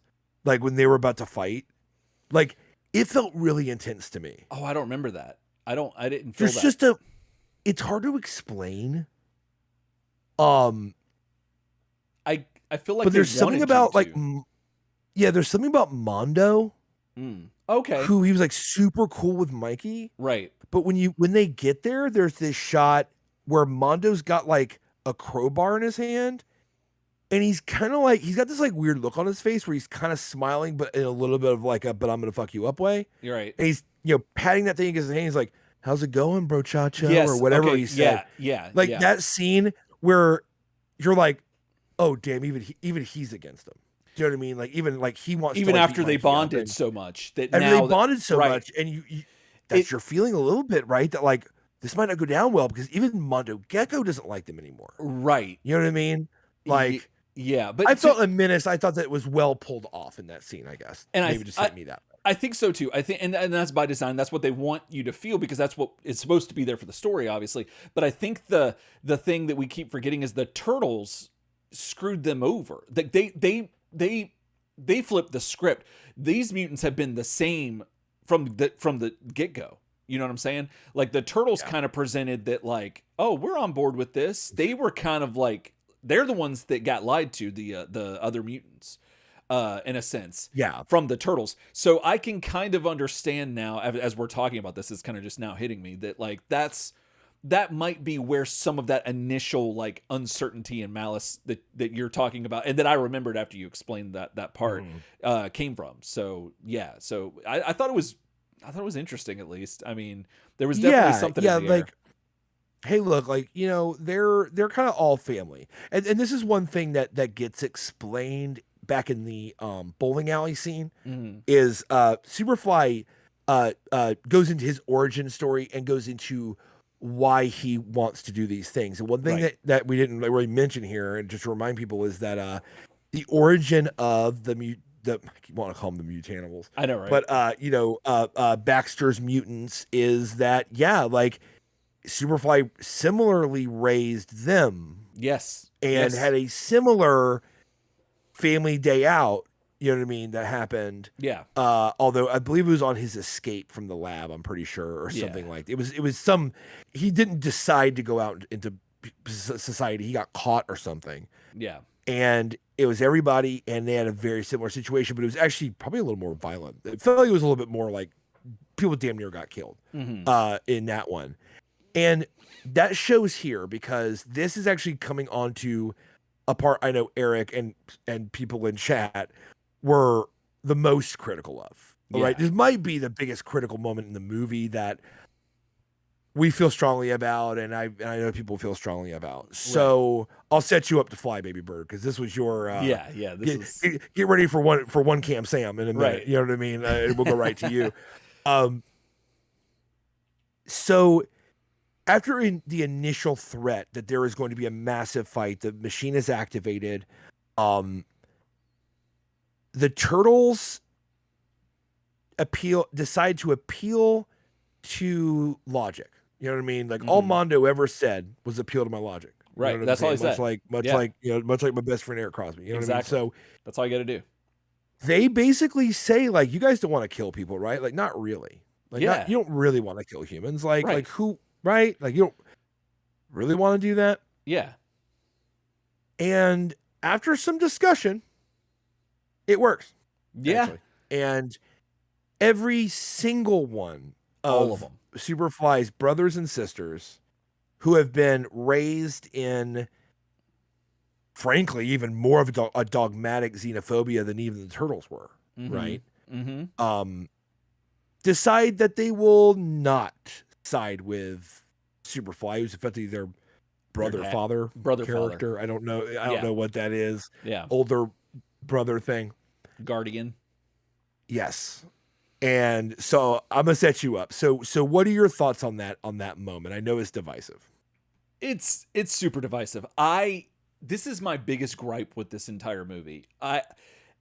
They did not show the other mutants actually actively doing anything that was like murder or anything. However, the fact is that and backing up a little bit, all of these characters. You could say they almost knew about it, though. They definitely had some suspicions because Superfly's not very coy about his what he does. No. So but what I was going to say was that all of these characters, with the exception, I think, of Ray Fillet, have been and maybe even Mondo Gecko, but I could be wrong about Mondo Gecko right off the dome. But like they've all been bad guys, like in different iterations of the Turtles.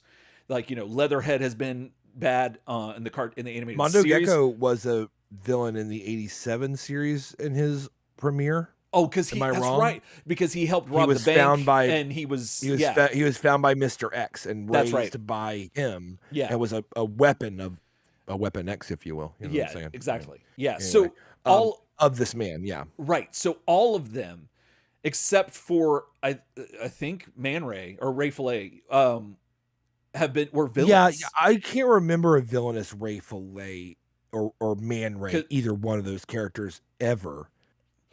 And so outside of maybe a small misunderstanding when they first meet him, maybe. Yeah, they might have had a run in, but he was never villainous. Yeah, that Justice League level where it's like, you know, the Flash and Superman get into a little tussle and then they go, yeah, we're good. You know what I mean? Like outside of that, never a actual villain. But you're incorrect that 99% of them are former villains. Right, and then 2 of them with rich histories are consistently villains, with maybe an exception of the Adventures comic where Bebop and Rocksteady get put on that planet and all that stuff like that, and you see them and their character gets developed. But even still, they're happy ending. They're happy ending, which is great and wonderful.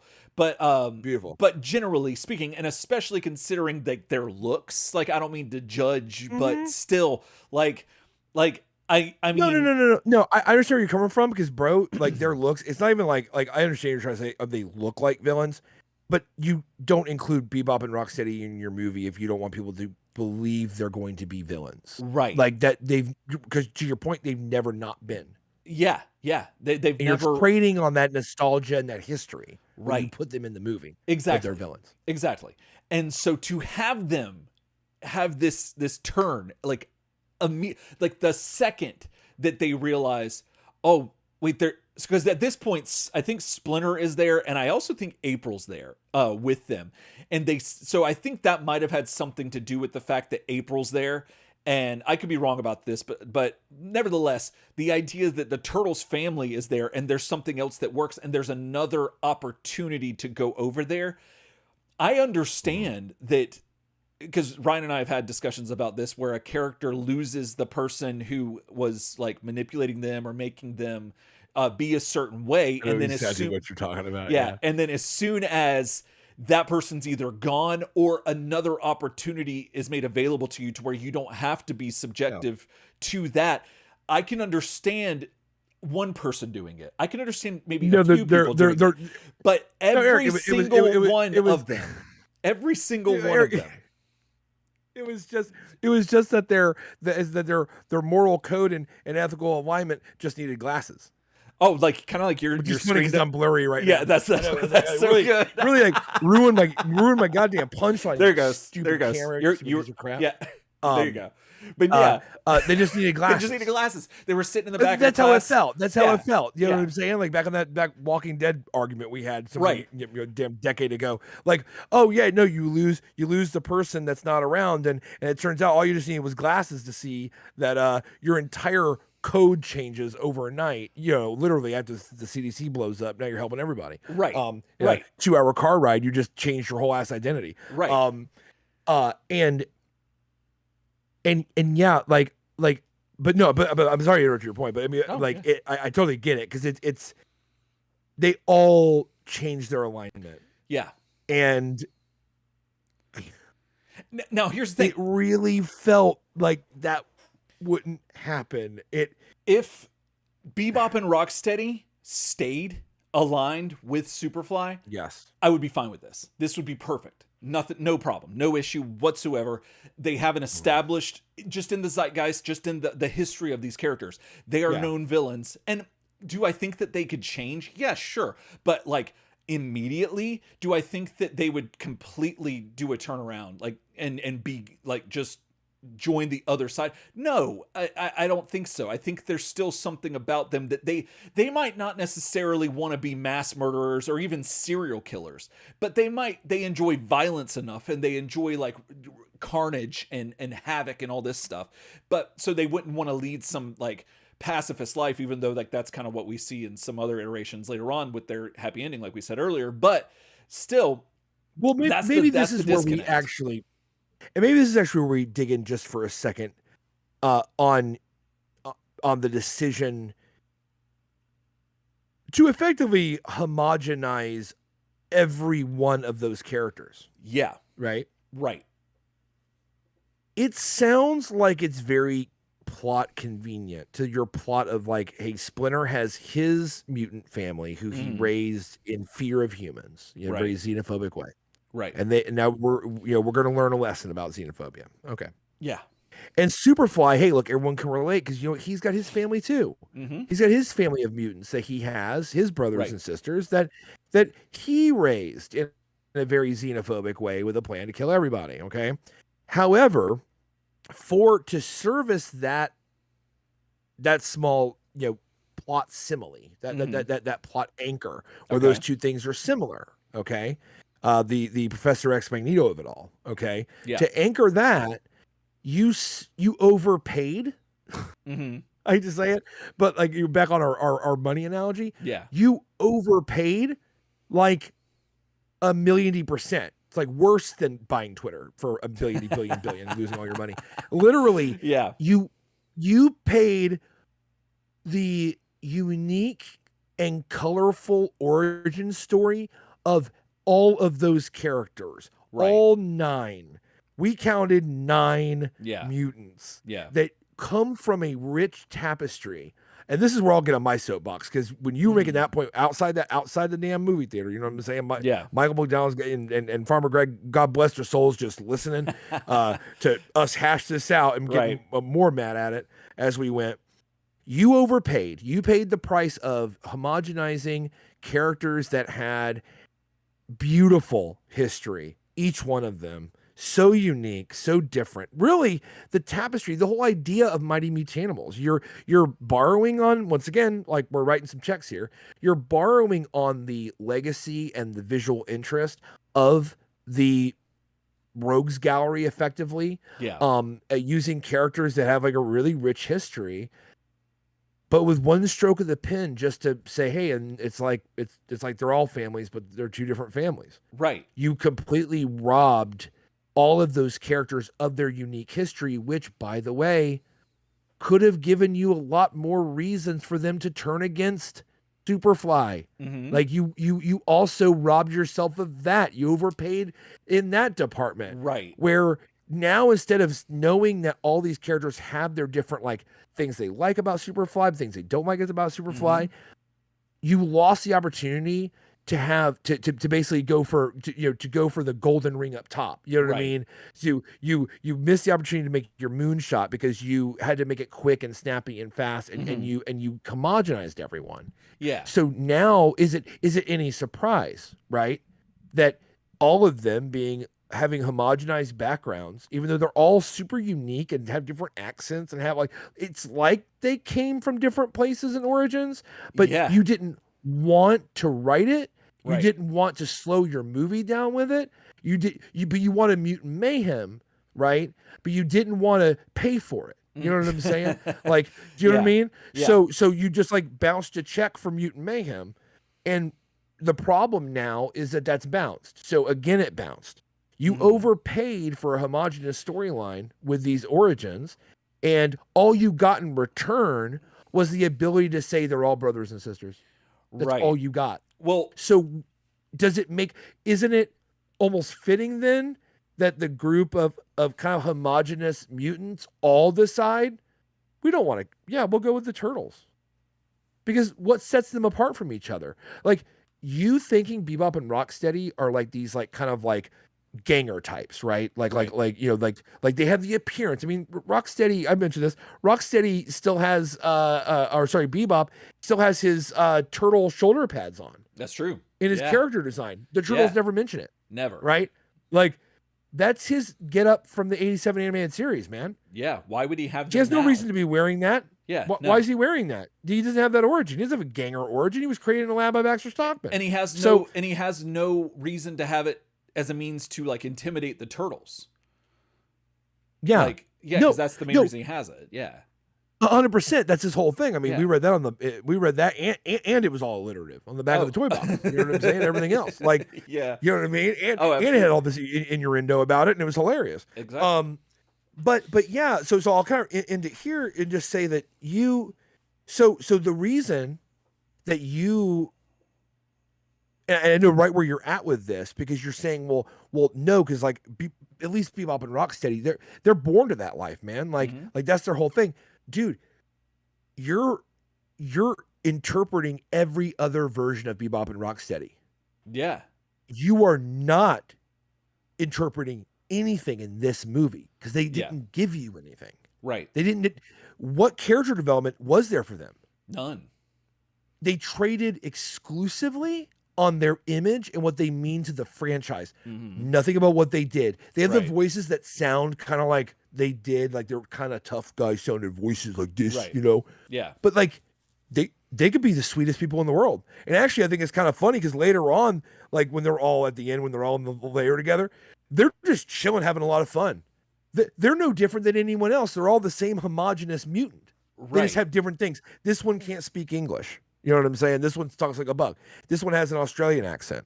This one is Bebop. This one's Rocksteady. We're not going to put anything into it, but you bring your own experience from outside and paste it on top. You know what I mean? Yeah. To give you meaning, even though whatever. So once again, I know I'm gone for a second, and you're making really, really good points.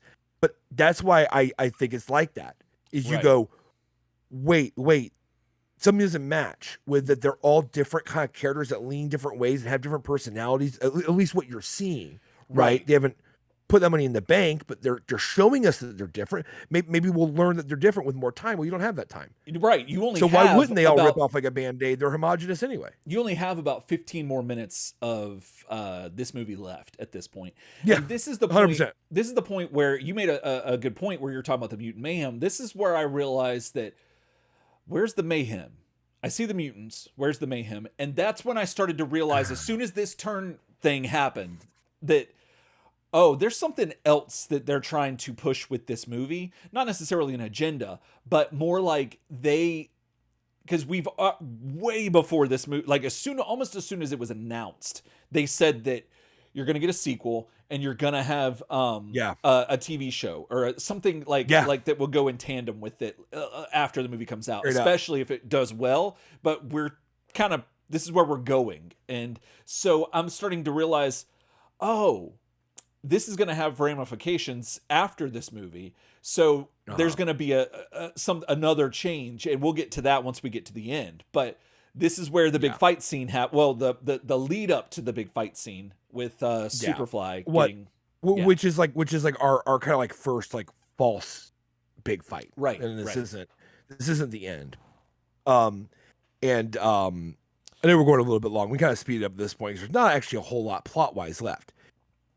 Right. So everybody, like everyone is against Superfly now. Superfly is the real villain, turns out. Yeah. So they all attack him. The machine starts to malfunction. There is a pivotal plot point where Splinter. No. Splinter wasn't around at the beginning of this. They catch up with the Turtles, I think, or something. Yeah. Because Superfly sees Splinter. And he's up against the console, and they're trying to like break the machine, and he appeals to Splinter.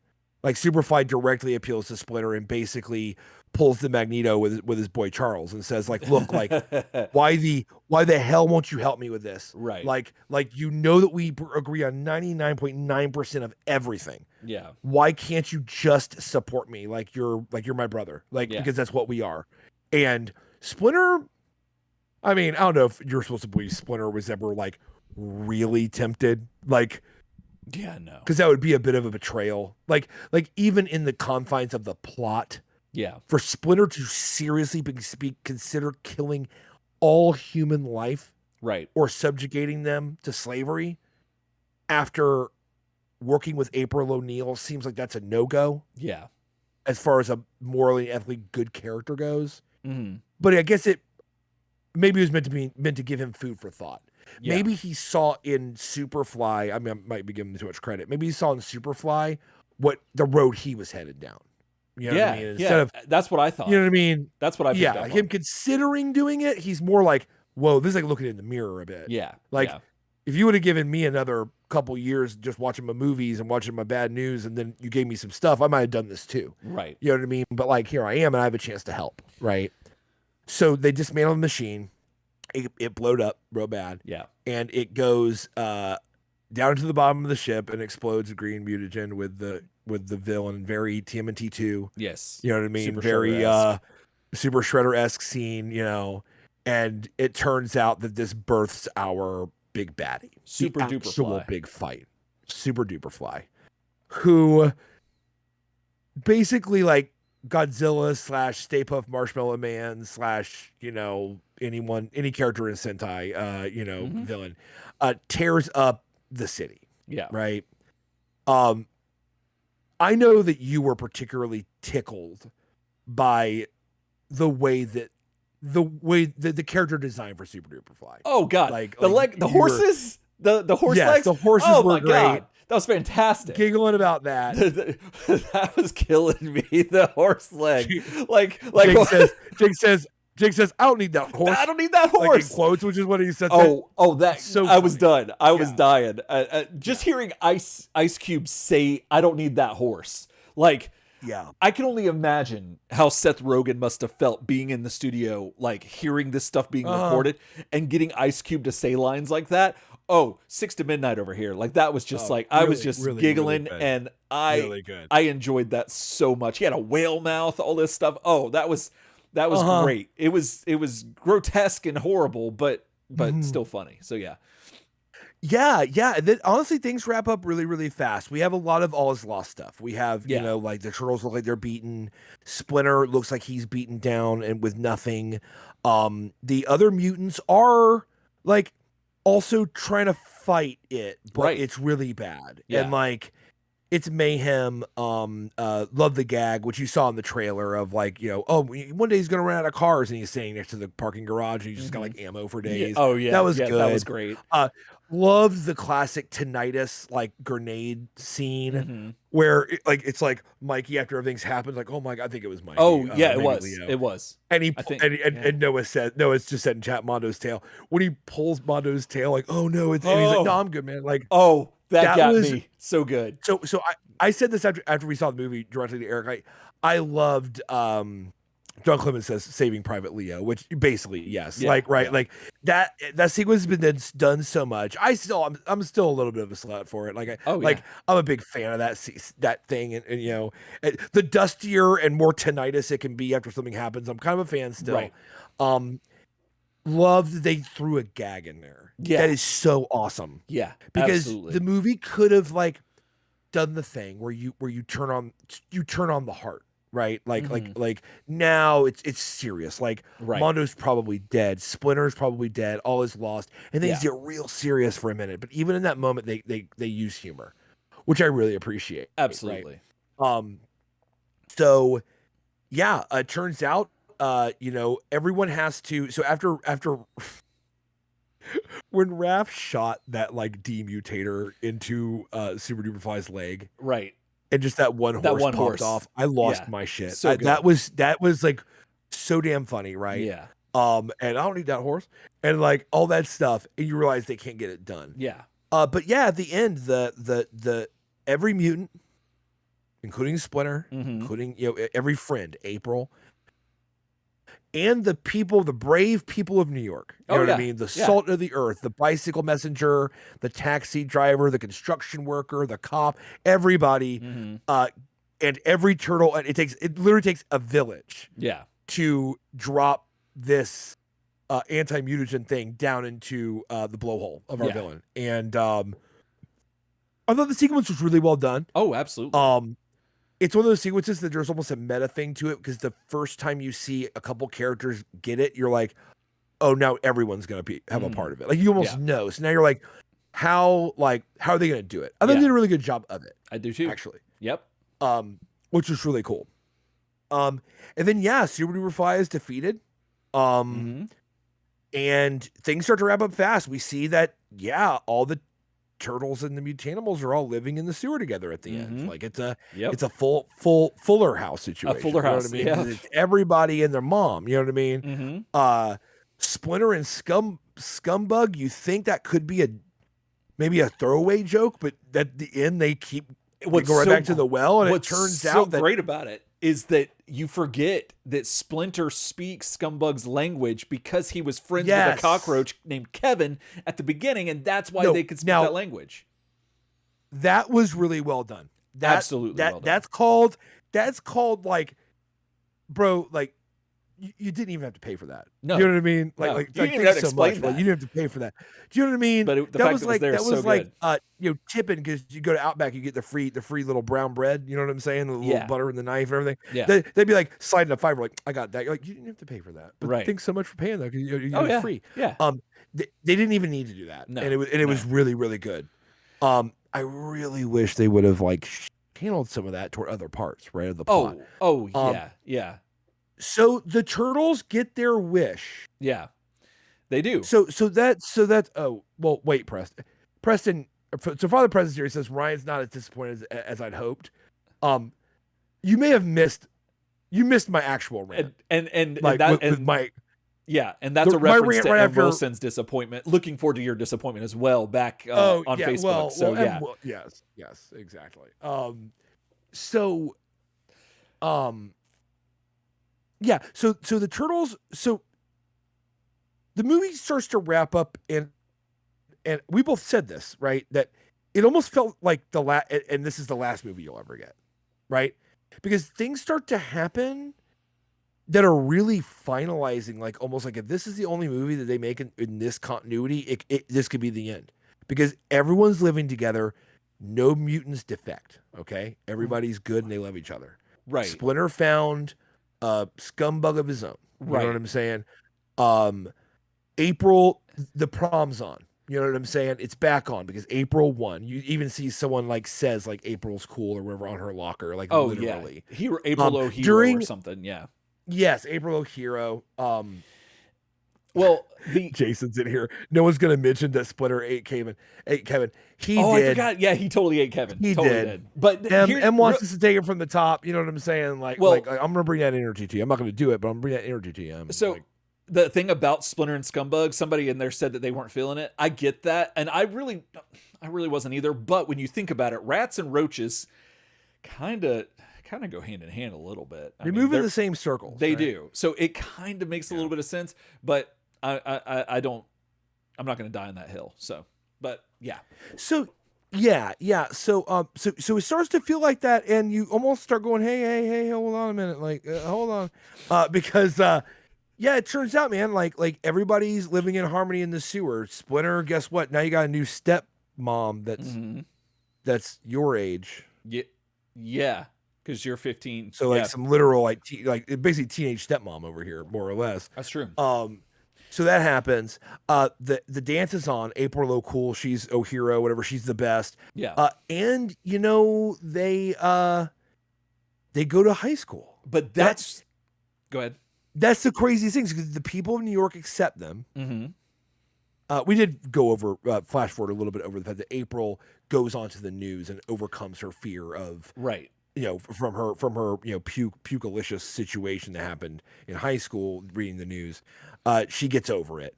She still pukes again, but she still pukes, which you know they shouldn't have done it twice. But it's whatever. Yeah, but hey, at least it was short this time. That's true. What I'm saying, like, you know, to quote, "It's Always Sunny." So Andrew Reynolds, at least it was short and dry this time. And then the turtles go to school. And they basically get the acceptance because of the fight and how everybody reacted to them afterwards, right? Like you know, the firefighter helps you up. It's like America. Yeah. And then like Toby Keith's there, like ringing a bell, and you're like, that was my favorite part. Like like basically like 9/11 exactly. You know, like the 2 days after 9/11, and everybody's there, and so now they're accepted, and yeah, that's Jason. So Jake said in the chat, which I want to point because I'll forget, that the scene really got him was like Michelangelo dropping the bandana down to Splinter as he's going to school. Yeah, that was weird. I think that really, like, even if it gets you in a way where you're like, okay, thanks for emotionally manipulating me, thank you. Right. Almost like a Publix commercial where you're kind of like, okay, cool, yeah. I teared up about the people on Christmas. It's like you're like attacking me effectively. Like why are you doing that? Yeah. Even if it got you like that, it didn't really get me like that. I thought it was cool. However, that did lead me to that thing I was saying though about so it feels like it's over. Well, see, I didn't get the feeling that it was over. I got the feeling that, I mean, I understood what you were saying. I understood your point, and it makes sense. But like I'm like, I kept thinking in the back of my head, I'm like, they've said they're going to make a second movie. They've said from the beginning that every one of these mutants are going to get like their own expose or something like that. They said they're going to be doing other stuff with this. So as soon as as soon as the turn from all the mutants joined the Turtles, I knew something was weird, something's different. And then as soon as I saw them being accepted and going to high school, that's when it clicked. And I'm like, oh, they're going to try to run the X-Men Evolution thing here. Yes, and I thought the same thing. That's kind of where I was like, oh, I wish you would have established this a little bit more earlier in the movie I get that it's subverting expectations sort of, but I feel like it just didn't really, it worked. Like you got to the finish line, not sure, but it was not like that point, getting to that point, that punchline didn't hit the way that I feel like it should have if you would have like kind of let me know a little bit that like that's kind of what we're going to do. And if you're not familiar with X-Men Evolution, it's essentially the X-Men are in high school and with normal people and have to deal with like the different xenophobia and all that stuff. And now that's in line with a lot of the same undertone or overtone, if you will, of this movie. However, I just was not expecting it to kind of go that route. And now that they kind of did that, I'm like, oh, okay. You know how it feels? It feels almost like, you know how like what separates like you on a good day playing like billiards versus a billiards pro and expert is that on a really good day you can sink a lot of the shots you want and maybe even like really clean up a table, almost look like you're just really good because you're getting good shots. The difference between you and that pro is that pro can make that shot every time and put the cue ball exactly where he wants it for the next shot, or to put it where it will screw you on your next shot. Right. Like it's the whole idea that like a really good pro can put the cue ball on a post-it note anywhere. Yeah. After he sinks the shot. Right. Okay. It feels a little bit like I got snookered by Seth Rogen. Okay. You ready for this? Okay. It feels like I got hustled, like that scene from Fresh Prince of Bel-Air, except Uncle Phil never came for me. Guys. I just got hustled and got like beat up because what happened? He comes at the end of the movie. Shredder does. I know. I'm trying to see because Shredder and Uncle Phil. Yep. I understand. Okay. I understand. Okay. I'm gonna make my point now. So what happened was, most of Seth Rogen's content is either about high school or adults who should still be in high school, who act like they're still in high school, right? All Seth Rogen wants to do is tell high school stories. It's like all he really wants to do.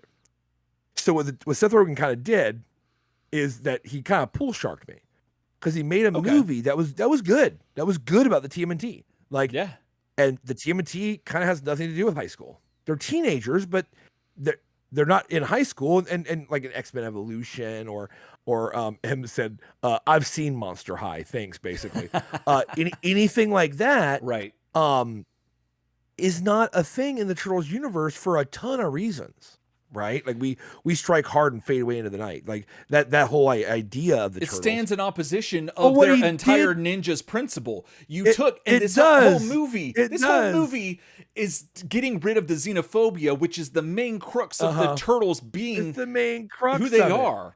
And but what Seth Rogen did was he there was a shot. There was a little green turtle ball right near the back right pocket, and I was like, "Yeah, damn, Seth, it's gonna be kind of hard to make that shot, make a good Turtles movie." And he's like, "I don't know, man. It's been a long time since I played. You know what I mean?" Pa.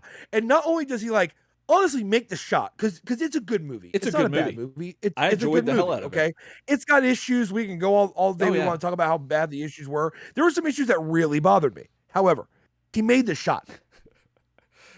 And then when I looked over, I saw that the pool ball, like the pool actual cue itself, the cue ball went onto a Post-it note, and I went, "Oh shit!" Yeah. And then I made my shot, and like there was a dick drawn on the Post-it note. Like that's how I feel. Like, do you know what I mean? Like it was that level of like steps ahead. Oh yeah. Where I didn't even notice the Post-it note, and then like it went on there, and he's like, I love the forethought. I tell you what, I just made the shot, but why don't you go ahead and shoot one? Just see if you can make a shot. And I'm like, that's kind of weird, but yeah, I'll take a shot, man. That's fine. Right. Okay. Boom. And there's just a dick. Little hairy balls on it. And that's all it is. The foresight. I look at him. So funny. Yeah. I look at him like, are you kidding me? And he's like, yeah, I got the turtles in high school, so I can make high school stories with the turtles. Thank you. Yeah. I'm like, yeah. And that's where we're at. Yeah. And that's kind of how it feels. It feels like I got like pool sharked a bit. Right. Right. Because at the end of it, Seth Rogen wins. Because now the TMNT are right where he wants them to make his weird friends at weird school TV show and movies, right? Like, is what it feels like. Yeah. I don't know how far down that rabbit hole he'll go. Right. But it's weird. It kind of subverts everything to put things in even a better position for what I imagine Seth Rogen wants to make the rest of this into. Right. And so that's the plot. That's it. That's what happens. And that's so the plot. We do get the Shredder thing where Cynthia Utrom says to call on the Shredder. So you do have that at the end, and you get to see the silhouette of Shredder. And so that's going to happen. Now, what's going to happen is that he's going to probably come and be the principal of the school, I bet you. And so that's going to be a whole thing. And yeah. But now, again, I'm on board with that. But like, I just wish I kind of would have known that that's where we were going and maybe had that frame of mind when I was watching it. But nevertheless, we've talked about all that. So plot, Ryan, we gotta talk about plot. In the sense, so we gotta give a rating out of 10. Right. So this is where, if you guys have your little sheets at home, you know what I'm saying? Yeah. We're doing this rubric. So this is our first scoring. All right. So you have to give the plot at home a score out of 10. Okay, yeah. And write it down somewhere and keep track of it. I'm feeling like out of 10. First of all, know that I usually don't give 10s. Like just if I'm in a rating system, I almost never give the highest, because like that has to be like one of the best things I've ever seen. Almost like not in every respect, but it's hard to get a 10 out of me.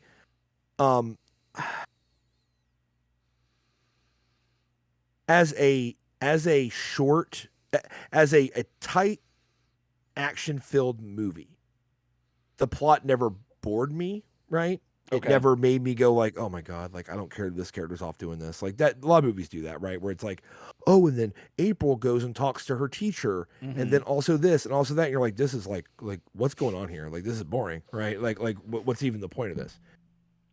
I would probably give the plot a solid 7. A 7? Okay. In the fact that like there were no plot holes. Like right. We talked about the check cash situation, like the bounce check with Splinter in that scene. We talked about homogenizing the other mutants, but that's more of a character's rating, not necessarily like the plot. And is there a problem that they're all from the same? No. Like they didn't create a plot problem. If anything, like I was saying, it reinforced the plot to make it faster and snappier. Yeah. I think that the Turtles' pathos was clear. It starts as, Leo wants to, like get with April, but then it turns into more than that, right? Yeah. I think that they did run the plot with the xenophobia theme did ring true on either side. Yeah. And you did kind of see those things come to fruition, and then you kind of see that like even Splinter now is okay with the fact that they're, they've branched over the xenophobia part of it. Yeah. And whatever. So all that being said, I would basically call it a 7. That's fair. Yeah, no, I wasn't bored. I liked the themes. I liked trying to the preachiness of it. I don't think it was too. It definitely had an agenda, which is fine. And I agree with it for the most part. But yeah, I think it was probably. I I'd say a 7 is fine too. Yeah, I'm gonna go 7 because, well, yeah, because that the turn of having just everyone that lost like at least 2 points. So if I'm being honest, I could go to 8, but like the fact that Splinter was just not quite how I wished he would have been, and then the heel turn. So I'm gonna go with you and go 7. So now, let's see, we've got a bunch of 7s in the chat. We've got M. Wilson with so a weird. 0.5. I kept my like eyes off chat. Okay. I didn't because I saw like when I said, oh, it's going, I saw like a bunch of like things coming. I saw numbers. I didn't even see what they were. I was like, I'm not looking. Okay. And I was like, let me think. Yeah. So yeah, a lot of 7s. Who had the 10 or the 2? Who said that? Was that M? Oh, M had the 0.5. Yeah. So wow. Okay, so plotted a 0.5. Right. Okay. Yeah. Yeah. But, there's that. So a lot of 7s. So everyone wrote down some 7s. Salo, gets a 10 in chat from Father Preston and other people. Which I think great. Jake also had it as a 10 too. So let's see. No, that's great. That's great. No, yeah, I mean, I think that's Michael on point. McDonald's gonna hit that. You know, he saw it. Now he's with us, and now he's following along. We got him on the 7 too. Got him on the 7. So the next, so I know we've been going a little bit long. So the next stuff should go pretty quick. Yeah. So we kind of just discussed like all the plot elements. So now we're on to characters. Okay. Now, what I'm thinking about this rubric is just the characters. Like how well written were they? How deep were they? Did you like them? Not like them? Appealing? Not appealing? Right? And I think at first the biggest thing, the most important one is the brothers themselves, right? The turtles. Right. We have the 4 brothers, and we talked about this at the movie, not 100% like really leaning into their hard stereotypes, which I super appreciated actually. Oh, definitely. I mean, Raph's anger was great and well managed. Leo, his leadership and his just normal following the rules was great. Mikey's just being funny, but they toned him way down. Was not obnoxious at all, and we'll get to his voice actor in a minute. But even that helped to add to a lot less of his over the top annoyingness that he can be. And then Donnie being a nerd, but more of an anime nerd. And just more nerd, like general, less computer nerd. Yes. I thought was a really neat twist until the end where he sees the computer nerds and he finds his people. I loved that. I thought that was really a nice touch. I thought they were all fantastic. I thought they did. They were all, I love it. They were all rolled back a little bit. It didn't feel like they were going for like the prequel, the preteen, Ninja Turtles, where they have different weapons and all that. They weren't doing all that. They were just like, we're going to go slightly just origin a little bit with him. So Leo wants to be a leader because he's honestly the best one suited for it, but he isn't so great at first, right? And that's one of the only like plots they kind of actually name like for like turtle character development is the Leo the leader plot, where at the end Raph's like, you sound like a leader. He's like, wow, really do I didn't necessarily need that scene. That was that was just kind of like calling it on the head. It's like, I can see that he's leading better. I don't need you to, you know what I mean? Like, what if it was $1 million me? You know what I mean? Like, it's fine. But I love that, Leo wants to be a leader. Not quite there yet because they haven't encountered the things that make him a leader yet. The actual, like, right? Because they say on the back of the box, Leo's cool under fire. Well, they haven't been under fire. They hadn't been. But now that he is under fire, it turns out that he is a good leader. Yeah. Raph wants to be aggressive and, like, fight things with fists, but he's not an uncontrollable anger cloud. Right. He's not like, yeah, so's your mom. Like you're like, why are you insulting people with like insults from like the fucking 50s? Like, why are you doing this? He's not like how he is in Next Mutation. Yeah. No, he's not. He's completely approachable and funny and cool. I think Jake said like he's got some good 87 energy to him, and I agree. He's got some 87, but got some anger, but more like it felt more almost like I just like the direct approach. Yeah. Like, I just want to go crack some skulls. Like, that's what I feel like doing. Yeah. But like, I'm not a raging beast who's going to be, I'm going to like be mad and tell everyone off if you don't let me go kill somebody. It's like, well, that's not a good character I want to root for. Mikey, not lecherous. And may I add, not the highest pitched voice actor in the voice acting cast, which I really appreciated. That goes to Donatello. whose voice, let's be honest, in most iterations of the TMNT, you would have flipped those voice actors. And Mikey would have had the voice that sounded a lot more childlike. That's not how they did it. I loved that. I absolutely love that. I could root for this Mikey because he's funny, but not like cheesy funny. And he's really like bright. And you see the best parts of Mikey in this movie without the like, oh, I'm gonna fart in the sewer, and oh, I'm gonna like hit on the girl, like not without all that other dumb stuff, right? Right. And then like you were saying about Donnie, I loved how Donnie is an anime nerd, right? And the thing I'll say about the brothers that I really loved, and I told you this after we saw the movie, was I love that they have room to grow into those things. Yeah. I don't ever want to see Raph grow into the two-dimensional character a lot of people make him. Yeah. I want to see Raph maybe deal with his anger more. Like, and like I said, I want to come out the other side, like, like 87 series Casey Jones or anything, but I do want him to maybe struggle. I want Donnie to like get more into using tech to help them. I do want to see Mikey like get a little more zany and a little more weird. I want to see Leo become a better leader and struggle with that leadership. I want to see all that. Right. You know what I'm saying? And there's room for that, which I love. Oh yeah. Yeah. And then, so there's the Turtles. Yep. I think we agree that Splinter was a bit cut down at the knees. He honestly. was. Like he was. As a character, there wasn't a lot there. Yeah, no. So I wasn't the biggest fan of Splinter. April I loved. I thought April was great. Cynthia Utrom was cool, but like not that she wasn't really enough in the movie to be anything to really have an opinion on necessarily. Who? Cynthia Utrom. Yeah, exactly. Absolutely.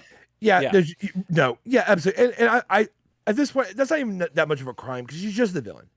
She's just the like, go get the turtles. Like, it's like a Dr. Claw. Right. Like, right. Like, well, she wasn't very developed, but you hope she will because she gets away. She is still a villain because she's like calling on the Shredder. So maybe we get more. Oh, we definitely. I mean? Oh, we're definitely going to. That's totally setting up for that. But then Superfly, he was cool. I keep wanting to say Ice-T, but Ice Cube. I thought he was adequate and did a good job and was fun, and all of his references to his songs were great. And oh my God, they were so good. That was really cool. The Mutanimal or the rest of the mutants, they were fun and interesting. I mean, I was interested. I thought just homogenous. They were homogenous, but like Ray Fillet. Ray Fillet was a dream. Just singing, that was great. Like it was weird. Your boy Post Malone on that. Yeah, which was that just was cool. So good. And then Paul Rudd as Mondo Gecko was really good too. And introducing Paul Rudd. Oh, that's Mondo right. Gecko, yeah, that's what was so funny. That's how they listed it. Yeah, that was fantastic. And so I think that's John Clemens. I know you guys are going so good in the chat, and like there's like so much great stuff in here. So I'm just kind of picking little things I can see. Yeah. That or they basically have to like time up and correspond exactly with what something like one of us was saying. But John Clemens says that Jackie Chan, that like like it was like kind of felt like he was wasted in the role. Splinter's physical design was a pile of dirty laundry. Again, haven't had a good Splinter since 2012.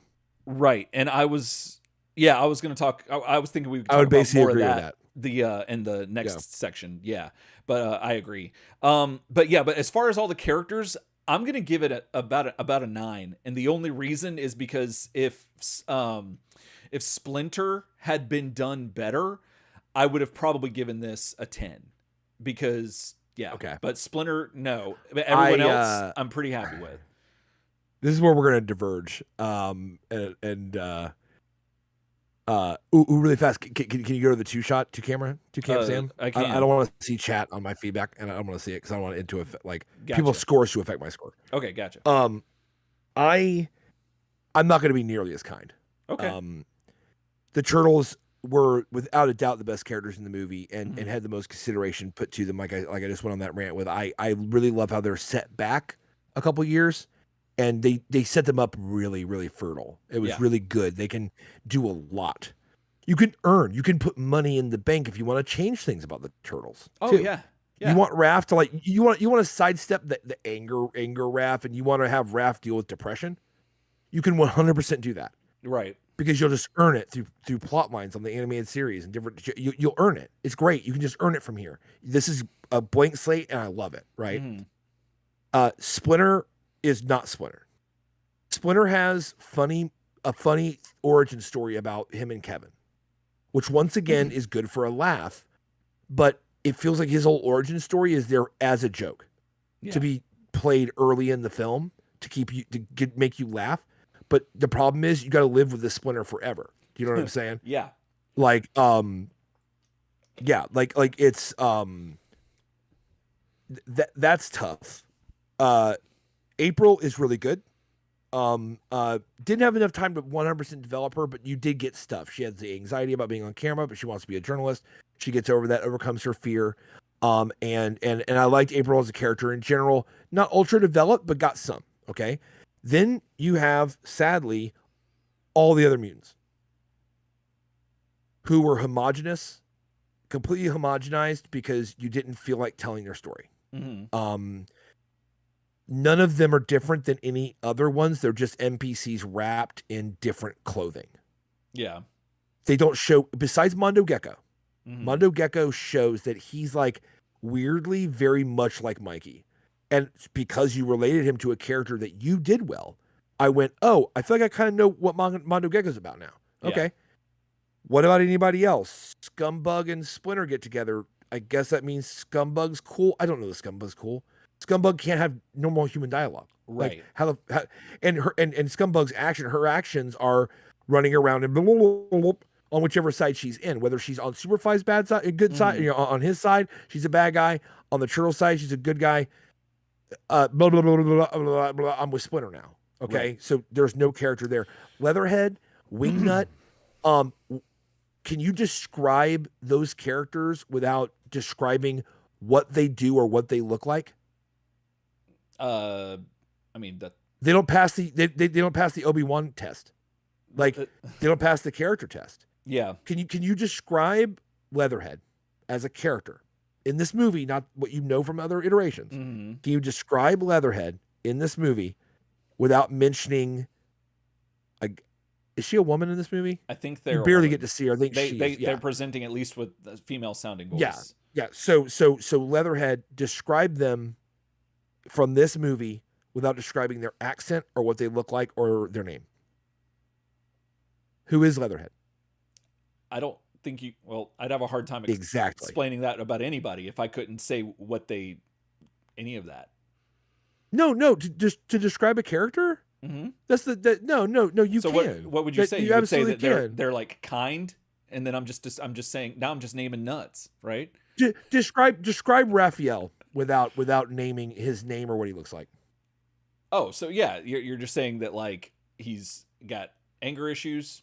And he has a rivalry with his brother Leonardo because Leonardo's a leader and Raph doesn't like to follow rules. Right. But the thing is that Raphael, like you can start naming things about the character. What makes Mikey and Donnie, they're so different for so many reasons because those are good characters. But they have things about them. They weren't, Leatherhead wasn't meant to be a character that's going to have development to be able to do that. In this, they were explicitly put in this to be a visual sight thing that one triggers fans for nostalgia, but also makes it interesting to look at for people who don't know about them. You're making my point. But that was by design. That's what they were doing. It's not like they missed the mark with that. That's what they were supposed to do because you have 9 mutants that you can't give them all this deep stuff to in this movie because you're gonna have so much in it that it's gonna be just irrelevant. Well, then why did you do it in the first place? Because it's meant to be a thing to. Obviously, this whole movie is set up to start another thing for the Turtles, and so you have it there as a. All of their origins are the same. No, what is there to explore? No, what's there to explore? On that what point, makes Wingnut different than Leatherhead, different than Rocksteady and Bebop? Because what makes us different often from each other, besides like our temperament or like if you're an optimist or not, or you're mean or you're cool or you're stupid or not. Like the only differences there is like your past, man. Like what you went through. All these characters like Leatherhead, Wingnut, we can name them all. They went through shit. When they come together, they're different. Yeah, no, so no, no. So what I'm saying is, if your point is, well, this mutant menagerie of all these characters, this mayhem was only meant to trigger all this and set up a future franchise. I'm asking you, where are you going to go with any of these characters when they all were born in a test tube and sat around with Superfly in the dark for like 15 years with nothing to do, and they all fold like a lawn chair over to betray Superfly because they're that malleable. No, what are they? I Mondo Gecko is kind of like Mikey. That's it. I misunderstood. I put the wrong emphasis on. I put the right emphasis on the wrong syllable. I totally agree with you on the origin thing. I guess I was thinking that you were trying to make a point about like they didn't do anything with the character themselves, like to show them like in their little vignettes or whatever, where they're like explaining their character. But to your point about how, yeah, their origin is all the same. It's no. I 100% agree with you on that.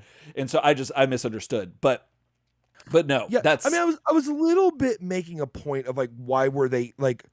Yes, you can say like yeah. I mean, the most derivative answer is literally like, well, they were in there to spark nostalgia with everyone and make more money. Right. Exactly. Like, I'm asking like the ethical, like, or the reason why are they in the movie from a character standpoint, not a, well, we're going to trip your nostalgia with Bebop and Rocksteady, even though you can't describe anything about their characters in this movie without saying that they're Bebop and Rocksteady. Like that's literally it. They're like just a glass of water, right? If we're rating characters, I've got 9 characters. Yeah. In these mutants that have Superfly has a reasonable backstory. Like Superfly's fine. So 8 mutants, okay, that don't have a backstory at all. So we got that. We got 8 of those. We got Splinter, who I hate his origin. I hate how his character's set up. So there's that. Yeah. So that's 9. And then I've got 4 turtles and Superfly in April. That's 6 characters. So there's 9 characters that I think are not great. And there's 5 characters, or 6 characters I think are good. Right. So if I gave this anything more than a 6 or a 5, I feel like I'd be giving it too much. So because you watered it down with all this stuff that doesn't matter, but you wanted to trade on the iconography of these mutants, right? But didn't do anything with them, right? At all. And yeah, and then listening to you go on, I realized that I was actually speaking more to the voice acting when I gave my number that of 9. Because remember I was talking about Ray Fillet and how it was Post Malone and the like. I'm sorry. I'm sorry. Yes. No, my rating on voice acting in the next segment will be much higher. Right. So than that my was rating on characters. So that I realized as soon as you were talking about that was actually going to be my voice acting was going to be on the 9. And but as far as characters, yeah, it's going to be, because I'm like, as we're saying this, I'm like, oh wait, I did that wrong. So that was my bad. But yeah, I think I'm at about a 6. A 6? On characters, yeah. On characters, look, I get you. I love the main turtle brothers to death. April's good. April's a good character. And Superfly has a cool backstory. Yeah, and Baxter was neat. In what little you know. As much as I love how they treated the actual turtles, it's so annoying to have Splinter cut out like that, and it's so annoying to have the Mutanimals all the same origin. It's just very lazy to me. Yeah, so, Splinter and April takes it a good deal. The Turtles and April are really, as far as characters, they're the only saving grace to this movie. The others are funny and cool, and I like some of the designs, and I think that's neat. But like you said, yeah, the origin being that could kind of redeem that is by saying something like, I don't even know how you could do that. Like, because when we see them in the laboratory, they were raised in test tubes. So there's not like they had, like it's not like Stockman went and captured them and they had this whole life as a mutated creature beforehand. Yes. So yeah. So no, I mean, why couldn't it have just been that? Well, because you wouldn't have served the Superfly raised all them, like Splinter raised the turtles. So it's the Xavier Magneto thing. And like you wouldn't have that. So I'm going to go 5. I'm gonna go 5 on that. Oh, you're gonna reverse $1 me on that? I am. That doesn't work on Price is Right, but it really should. It should. So yeah, $1, Bob. No, I feel it. I yeah. think, and that's justified. I think I'm giving it a 6 because I really love the turtles in this movie. I really love it, man. Yeah, they nailed them. You have no idea, like being like traumatized by like the Platinum Dunes movies and like Mikey's shell necklace, awful shit. Yeah, Donnie has to have like 800 pieces of electronics welded to his face, right? So you know he does tech. Like Raph is physically larger, like 2 times as bulky as everyone else and talks in grunts. Right. That's the kind of like Turtles stuff we've been given, right? Yeah. So this was a really, really great version of that, but I got to detract a lot for the Mutanimals, right? Or the mutants. So, and then, so the voice acting, I already mentioned a bunch of my thoughts on it, but I pretty much think that you agree with a lot of it because we kind of did talk about it a little bit. That practically everyone was here. Except for Splinter, I think that Jackie Chan did a good job as Splinter. I didn't think it was bad. I didn't. He never dragged me out of it. I never didn't like it. But you get a person who is actually Asian who was playing a character who is historically either. Well, I guess he was an Asian rat because he came from Japan with Splinter in some of the canon. And if it's not, if Hamato Yoshi is not the rat mutant and he's actually just Hamato Yoshi's rat, either way, Asian descent, you have an Asian actor doing this and you give him a voice that's almost like Italian-esque, I guess, like New York Italian, sort of, maybe. And maybe that was just me. But regardless, I feel like that was a little wasted. And I agree with that. I wasn't a fan of that. I think that might have been John Clemens said that in chat. Earlier when I read that it seems like he was wasted. Yeah. I feel like that too. But I gotta be honest, if I didn't know it was Jackie Chan, I would have really liked his voice acting. Yeah. I thought it was interesting. The super talented young people who did the Turtles were amazing. Fantastic. Every voice was dead on. Love subverting the expectation with Mikey having like the highest pitched voice. Love that. And he sound, when you get used to, at first you're like, oh man, like when they're going to bed. I remember like the first time you really hear them all talk and it really cuts between all of them and they're having a quiet moment. You really analyze the voices and really listen to the voice acting. Mm-hmm. I was a little knocked off that Donnie's voice was so high pitched. Yeah. But then I was like, no, that's awesome. Like, I love it. And everybody in the main Turtles did such a great job. Ice Cube was great. Yeah. Like, everybody was great. Like, I'm giving him a 10. Okay. Yeah. So I'm giving him a 10. So really fast. I just want to say, I agree with the Jackie Chan thing. That's a little strange. It feels like, why would you like cast Jackie Chan if like he's not Asian? He's like kind of Italian, but like whatever. But here's how I can get past that blemish and give it a 10. Okay. I can get past that because Jackie Chan did a great job of that voice. Like, Splinter's voice sounds good. Mm-hmm. It's not what you'd expect when you know it's Jackie Chan, but he did a great job. Yeah. So I'm with it. It's a 10. Not one voice. I enjoyed every single voice actor. Okay. Yeah. Jake makes the joke that I was going to make about John Cena. Like some characters seem like they were barely even there. Like John Cena. I mean, we can't see him, but still, yeah. Jake, thank you for that. So production. I think that this as far, if we're talking about just solely based on the visual stuff that I saw, I think it's a 10. I thoroughly enjoyed. You don't want to knock it. Potentially a point for the betrayal of a Splinter, because I know that when we initially talked, you were like not about that character design. Oh, okay. Kind of outside the theater, That's you fair. went on a long thing about like how come we can't get Splinter. Someone in chat said haven't had a good Splinter since 2012, and like I mean I think that is a common thing. Not dictating your rating. If you want to look past that, because I looked past Jackie Chan for a 10 on the voice acting. So like if you want to look past that, That's all good. But there's not a lot to criticize about the production of this movie at all. No, it is but I did like gorgeous and unique and awesome. I liked Splinter's perm that he had. I thought that was cool. But yeah, you're right. I guess I will knock it down to a 9 as far as that's concerned. But the turtles were fantastic. The other mutants looked pretty cool. But the overall style and aesthetic and just look and animation style was great, and it wasn't too much. And there are scenes, I very rarely go back and watch movies twice. This is a movie that like I look forward to seeing that scene, like the montage of them going through again, fighting all the bosses. Oh my god, I really want to see that. That looks really cool, and I'm really excited about that. So where are you at with this?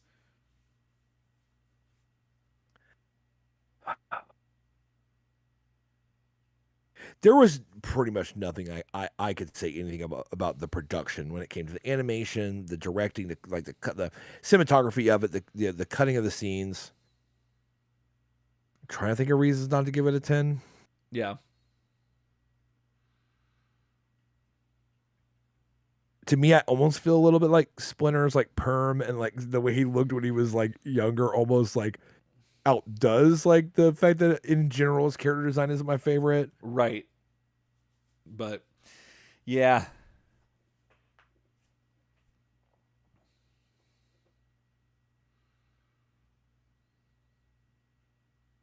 Come on. You gotta say something. Yeah. I'm sorry. I'm gonna give it a 10. I'm gonna give it a 10.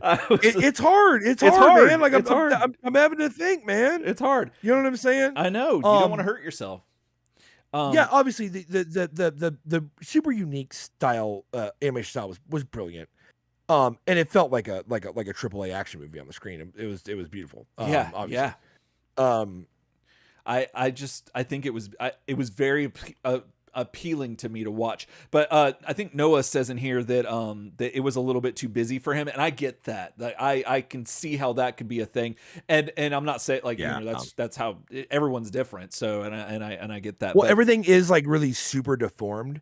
So if that bothers you, like, do you know what I mean? Oh, like the fact that like and that'll happen to me too in some things where I won't like it because of that. But so super deformed. Sorry. That's what I thought you were going for. He's setting up a thing. No. There's a so when I knew that this like the animation style was going to be like really deformed the whole time, it was actually in one of the opening shots where there's a street light and the camera goes up to the street light. And you notice that like all the different like housings around the light were all different oval shapes, like someone sketched it, and it stayed that way. It was permanently like that way, and it didn't matter what angle it got from. It looked like that. I thought that was cool. I thought it was a little weird, and I'm almost worried to like say something about it in case someone else sees it, maybe, and now they won't be able to unsee it. Right. But like, did anyone else just notice that it just seemed like Michelangelo had like a percentage sign like drawn in the middle of his mask? Oh yeah, he did. Yeah, I saw and that. it just kind of but here's the thing about the universe is every new version is not a new sketch. Yeah. Isn't that strange? That is. It seems like everything is sketched once, but if it's sketched like that, it stays like that. Because I first saw that little percentage sign and I was like, oh, maybe but that's just how he's drawn in this scene, but then you see it again, it'll be gone. No. Yeah. Like it's there every time. Turns out it's like an asset. Turns out that's a satanic symbol that they're trying to push that agenda on everyone too. It's true. Yeah, look it up. John Clemens says the design of this movie felt like a successor to Spider-Verse. It's which I agree. Oh, totally. It's definitely in that vibe. But unfortunately, it's Spider-Verse is such a huge cultural phenomenon that big it's deal. Gonna affect everything going forward. Like that's just how it's gonna be.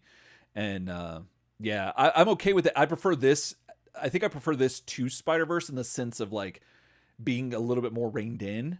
But I definitely appreciate it. So I like it. So yeah, I give that a 10. You gave that a 9. A 9. Well, technically, I already put your number in, and you put yours in too on the same shared note. So it's like I have 1,010. 1,010, yeah. So, I love sharing notepads. I know it's neat. So that's great soundtrack.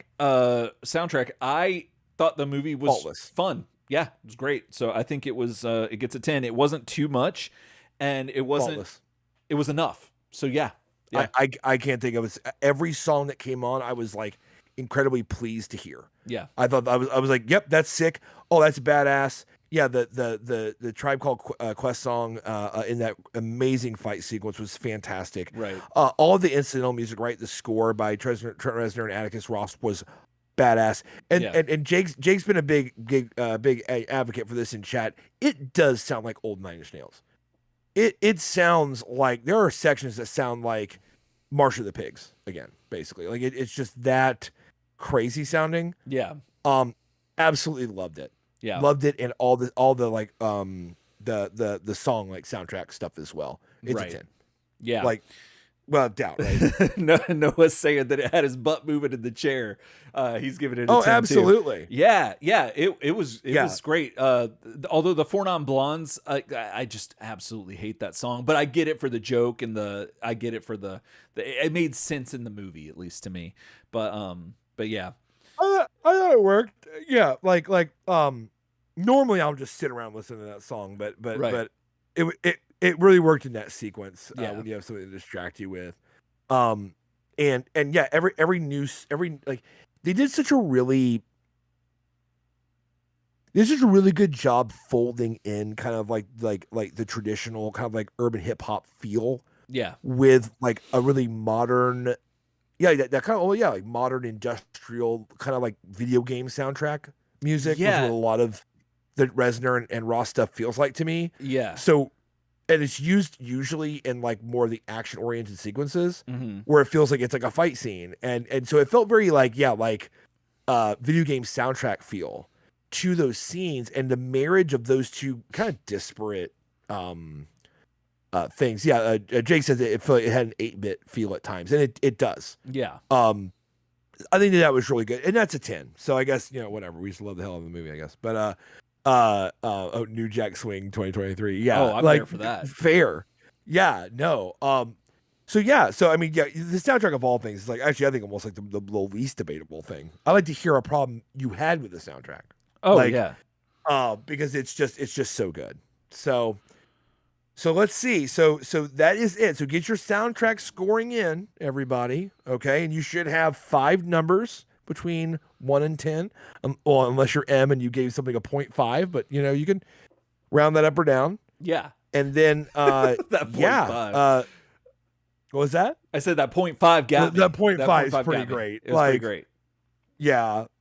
I mean, we were already going to settle, because if you guys didn't know, I'm really into like rating systems and like decimalization of rating. I have a lot of opinions on it.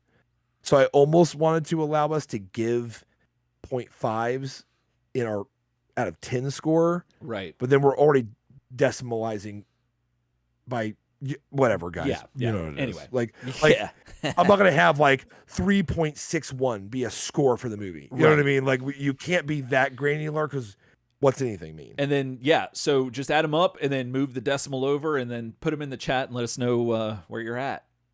And then, so let's see here. You're at I'm at a 4.0.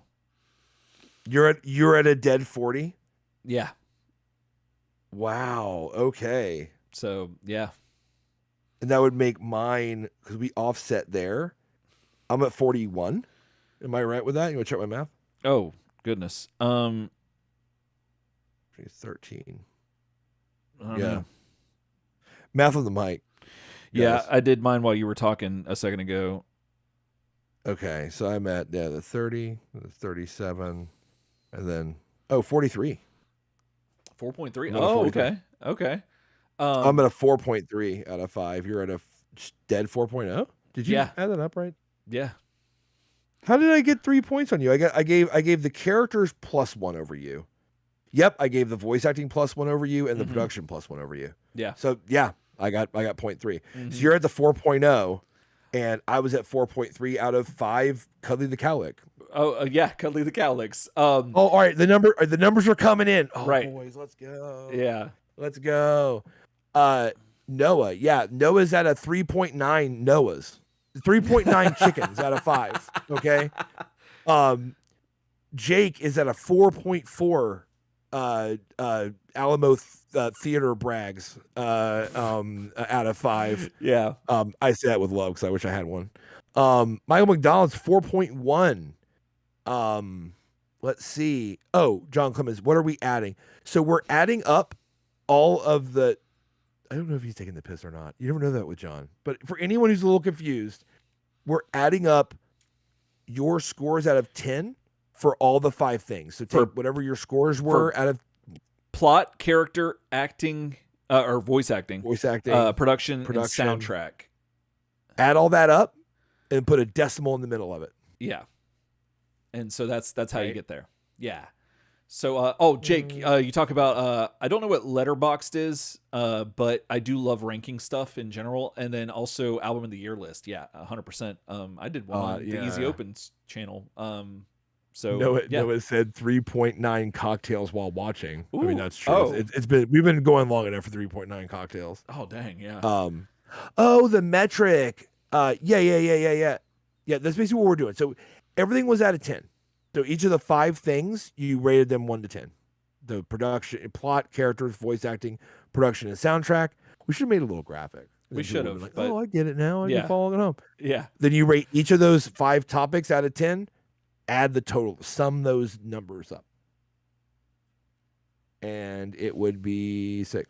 And so I guess I was a little higher than you. Mm-hmm. If you were to round up, I'd be at a 4.5 out of 5. I mean, you think about it, right? And I guess that difference, that half star difference, that half bad rat dad, half Eric shaved half his face, and screwed my life up forever. One half of those, one the 0.5 good time vampires, of it that was all excellent. was it was the characters, voice acting, and production, which I all gave literally 1 point over you in those 3 areas. Yeah, I mean, if anything, so John, so good. I was just gonna say, if anything, the only thing I could see myself lowering would be the plot, possibly, because I don't think I could go in, because I'm looking back at it and I'm like, okay, soundtrack is good, everything is good. The only thing is the plot can maybe go down. I wouldn't want to go higher than 7, but I could definitely see someone talking me down lower. But still, like, I'm still around about a 4. So yeah. Noah wants to know if who's going to go see it in the theater again. I probably will not. I don't like to go double dip too often. I rarely double dip on movies. Right. Like I have to be like I have to be like weirdly obsessed with it to do that. Yeah. I did see American Beauty in the theater 7 times. Okay. But it was a little bit of a case of like, I know, such a weird movie at the time, but at the time it was such a different movie. It was. And what's funny is I didn't like just go sit by myself, because like I wasn't that obsessed with American Beauty, guys. Worry. What happened was I went and saw it by myself first, like right when it came out. I don't know why. I was like, I'm gonna go see that movie. So I went by myself and saw it. Right. Then, that came out back when we were in high school. Like, you have like a million friends. So I went with my girlfriend at the time when we saw it. Mm-hmm. Okay. Then I went with my boy Odie. Oh yeah. Then 2 other friends, Jeremy and Casey, wanted to go. So we went, you know what I mean? Then Shane hadn't seen it. Did the mailman? So what happened was, did you let the mailman see it with you too? The mailman hit it? No. So what happened was I just kept going to see American Beauty, and it almost became like a bit of a meme where I was like, okay, like, yeah, like, I'll go see that movie again. Now, I did consciously go see Zack Snyder's Dawn of the Dead remake 7 times. And that wasn't because someone didn't. I was going to go see that movie as many times as it was in theaters, and I could afford it. And if you're with me, you're with me. Right. And it was awesome every time. So, let's see here. But yeah, sorry, I last finishing the point up. I'm not really a double dipper despite those things. Right. Okay. So yeah. So I gotta be honest. I probably won't go. Nope. There's one chance I'll go back, and it's that my kids did express interest in seeing it. Oh, okay. That's fair. I may go back with like them and Alicia if it's still in theaters next week. Oh, okay. And go see it again with them. Yeah. Jake saw Dark Knight 9 times. Fair. That's a good one to see. Jeez, that's awesome. All right. Michael McDonald's like, ain't nobody got money for that shit. No. Unless it's a matinee. You know what I'm saying? So John Clemens says it wasn't perfect, but best turtle film in theaters in decades. We got Jake Niehaus with number 1, 1990 film. Number 2, Secret of the Use. 3, Mutant Mayhem. 4, movie 3. 5, Out of the Shadows. 6, 07, and then 7 is TMNT 2014. Okay, there you go. Jason Nieswander says they'll be seeing it in the theaters again. And yeah, Noah says that he's probably, well, I think he says not good enough to get anyone back in the theater again, and he agrees. I wanted to say there's a lot of us. Yeah, go ahead. Okay, I wanted to say that we also had Duncan Gale on the Turtle Soup Facebook group. We call him family. Oh, that's right. He posted a thing on there talking about how he wanted a hot take. I'm not going to read the whole thing, but you can go check it out on Facebook and find us there. But his main point is, from a purely objective, nostalgia-free standpoint, Mutant Mayhem may be the best theatrically. Am I saying that right? Theatrically, yeah, released TMNT film. And so, yeah, that's pretty cool. I think that's a good point. I think that it's definitely up there. I have a hard time. I don't think there's a nostalgia. I mean, I'm sure there is nostalgia to the 90 film. I mean, inherently. However, I think that I'm I don't know, objective. I can look at something objectively enough to say that I still think that is the best Turtles movie that's come out in general in the theaters, and one of the best representations of the Turtles. But I could see the argument that this could be in the top 2 or 3 spot from I wouldn't argue with someone over that. But I wouldn't argue with that. Yeah. I mean, because let's be honest, if it's TMNT and it's about the Teenage Mutant Turtles, they're pretty faultless in the movie. Like, oh yeah, they were handled really well. Right. Their origin's funny, but you can almost melt that away off them because it's like, well, they're doing it now. Right. It really the origin really affects Splinter way more than it affects the Turtles. Absolutely. So in that way, potentially. I love how everyone's just like saying theatrically released because it feels like there's a lobby against recognizing how great the rise of the TMNT movie was on Netflix. Oh, I didn't realize that. Huh. I totally forgot about that. Well, it's just funny. That's definitely a joke. But like for some reason, like everyone's saying theatrically released, like Jake put his list out of theatrically released. And I feel like saying, are we all just doing this so we don't have to talk about how Rise is probably Is Rise better than this movie? Oh man, I don't like I like the look of Rise. I don't know that I like it more than this. And John, you gotta get on that. Come on, bud. Yeah. Oh dang, John, you haven't seen it? See, that makes me honestly wish that we had actually done Turtles more Forever as well. Yeah, for that movie I wish we had done more for Rise when it came out. I think we did a great job for it because we'd never done that before. No, it's true. You're right. We did a short, like 10-minute spoiler. Hey, fast forward, like on the beginning of the show for it. And we didn't really. I understand this is like a theatrical release. And we've been looking forward to it for a while. The Rise movie is kind of dumped on us randomly. Like, what a Rise movie's coming out?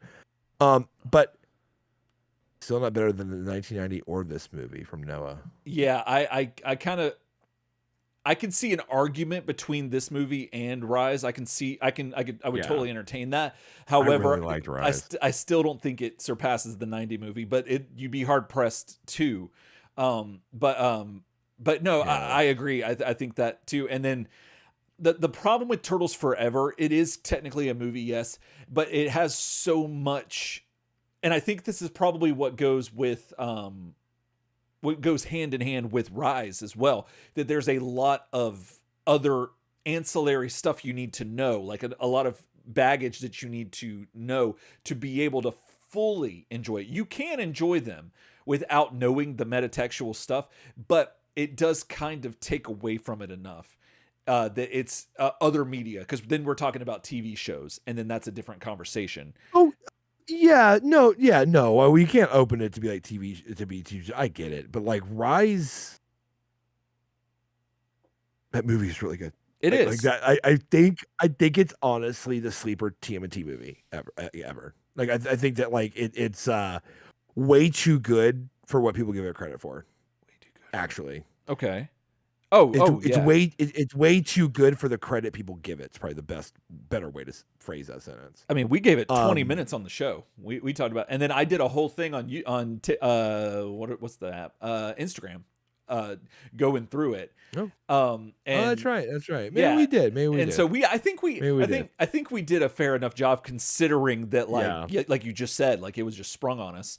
But yeah, I don't know. I think it was fun. And so Noah's right. And John and Noah both kind of combined to make a point about how Rise had some issues, and in the movie, the Rise itself was dumped on it. The actual show was dumped on us, which I agree. And then Noah goes on to say it was a big change from the base history. Some people can't really get into it. Like, it's only gonna have a more limited appeal. I just Jake said that we gave it more coverage than Viacom did. That's fucking true. That's true. That's very true. Yeah. I'm surprised that we didn't get another strike for just talking about the Rise movie too much. That's true. They're like, we don't need anyone liking this too much. But we didn't use any visual assets. We didn't use. We can talk about it. And they're like, you talked about it too much, man. Yeah. And we're like, oh, Clemens comes in with the Batman vs TMNT movie. That's true. That's another thing. Yeah, he's going on the non-theatrically released movies. But yeah, puts Rise at the bottom. You can't joke with Batman versus TMNT. I mean whatever. We're going off the subject. This movie without a doubt existed, and it is now part of the entire movie catalog. Yeah. I know that sounded disparaging. I kind of intentionally said it like that, although I don't feel that way. It was just kind of funny. Oh yeah, no. This movie has happened to us. And it's part of the lexicon. It's now part of the conversation. That's the exciting thing. Right. Even when the Platinum Dune movies came out, there was still a feeling that hey, this is a Turtles movie in the theaters. This is happening.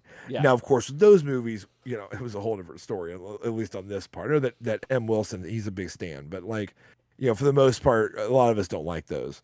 But this movie has a lot to like, and it has a lot to like. Right. I like it 4.3 out of 5 Krang Tool jokes. So that's how much I like it. What did Krang think of this movie? Because we got to get out of here. This has been a while, but what do you? Let's see if we have any final thoughts before you wake him up. But yeah. So it's kind of hard. It's hard for him. Yeah, because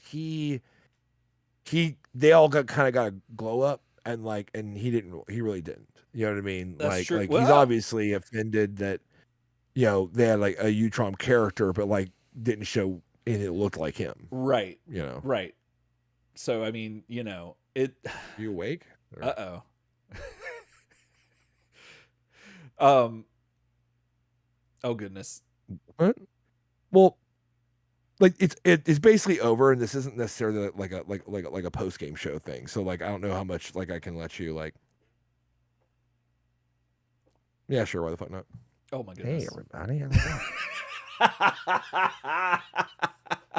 Krang, what? I'm just gonna settle my head down here. I can't. Yeah, no, you just have to. Krang, did you see the movie? What'd you think? It's good to see you. You woke me up.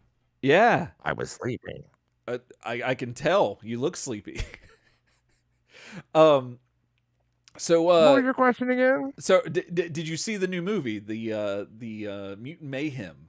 Yeah, I did view that film. Yeah, I can't say how. All I'll say is that I do resemble a piece of bubblegum. Oh. And if I were to slide through the door, stuck on somebody's shoe, and then go to a theater, yeah, then what? Who has to say anything about it? Who has to say anything? Okay, that's fair. I get it. Besides, where would you keep your wallet and your money anyway to pay? How would you do that? So yeah, the logistics. It's problematic. So the amount of restraint you're showing, Krang, is actually pretty crazy. Yeah. I feel like I can almost see the tool joke shaking in you, and you're just not. It's like the episode where Beavis and Butthead can't laugh, right? And then they talk about sex ed, in the class. Yeah, it's just kind of tough because like I was part of like really what everybody knew about the TMNT, and then they had this lady and she looked like me, but then they were like, oh, go get Shredder, and then he gets to be in the rain by the bridge looking great, and meanwhile I was just on the bottom of someone's shoe trying to listen. Yeah. Well, I mean, are you and Shredder still a thing? Like, because I mean, in the '87 animated series, where we're at in the journey, like, it's definitely heavily implied that y'all are an item of some sort. You know how I look, right? You've kind of seen me. Yeah. I don't want to, kind of talk out of school about what happened to anybody or things that may have happened. All I'm trying to say is, if you look at me and you think, how could this person go on someone's entire head and wrap around their whole head? Then you'd probably assume that Shredder's entire head was up my butthole.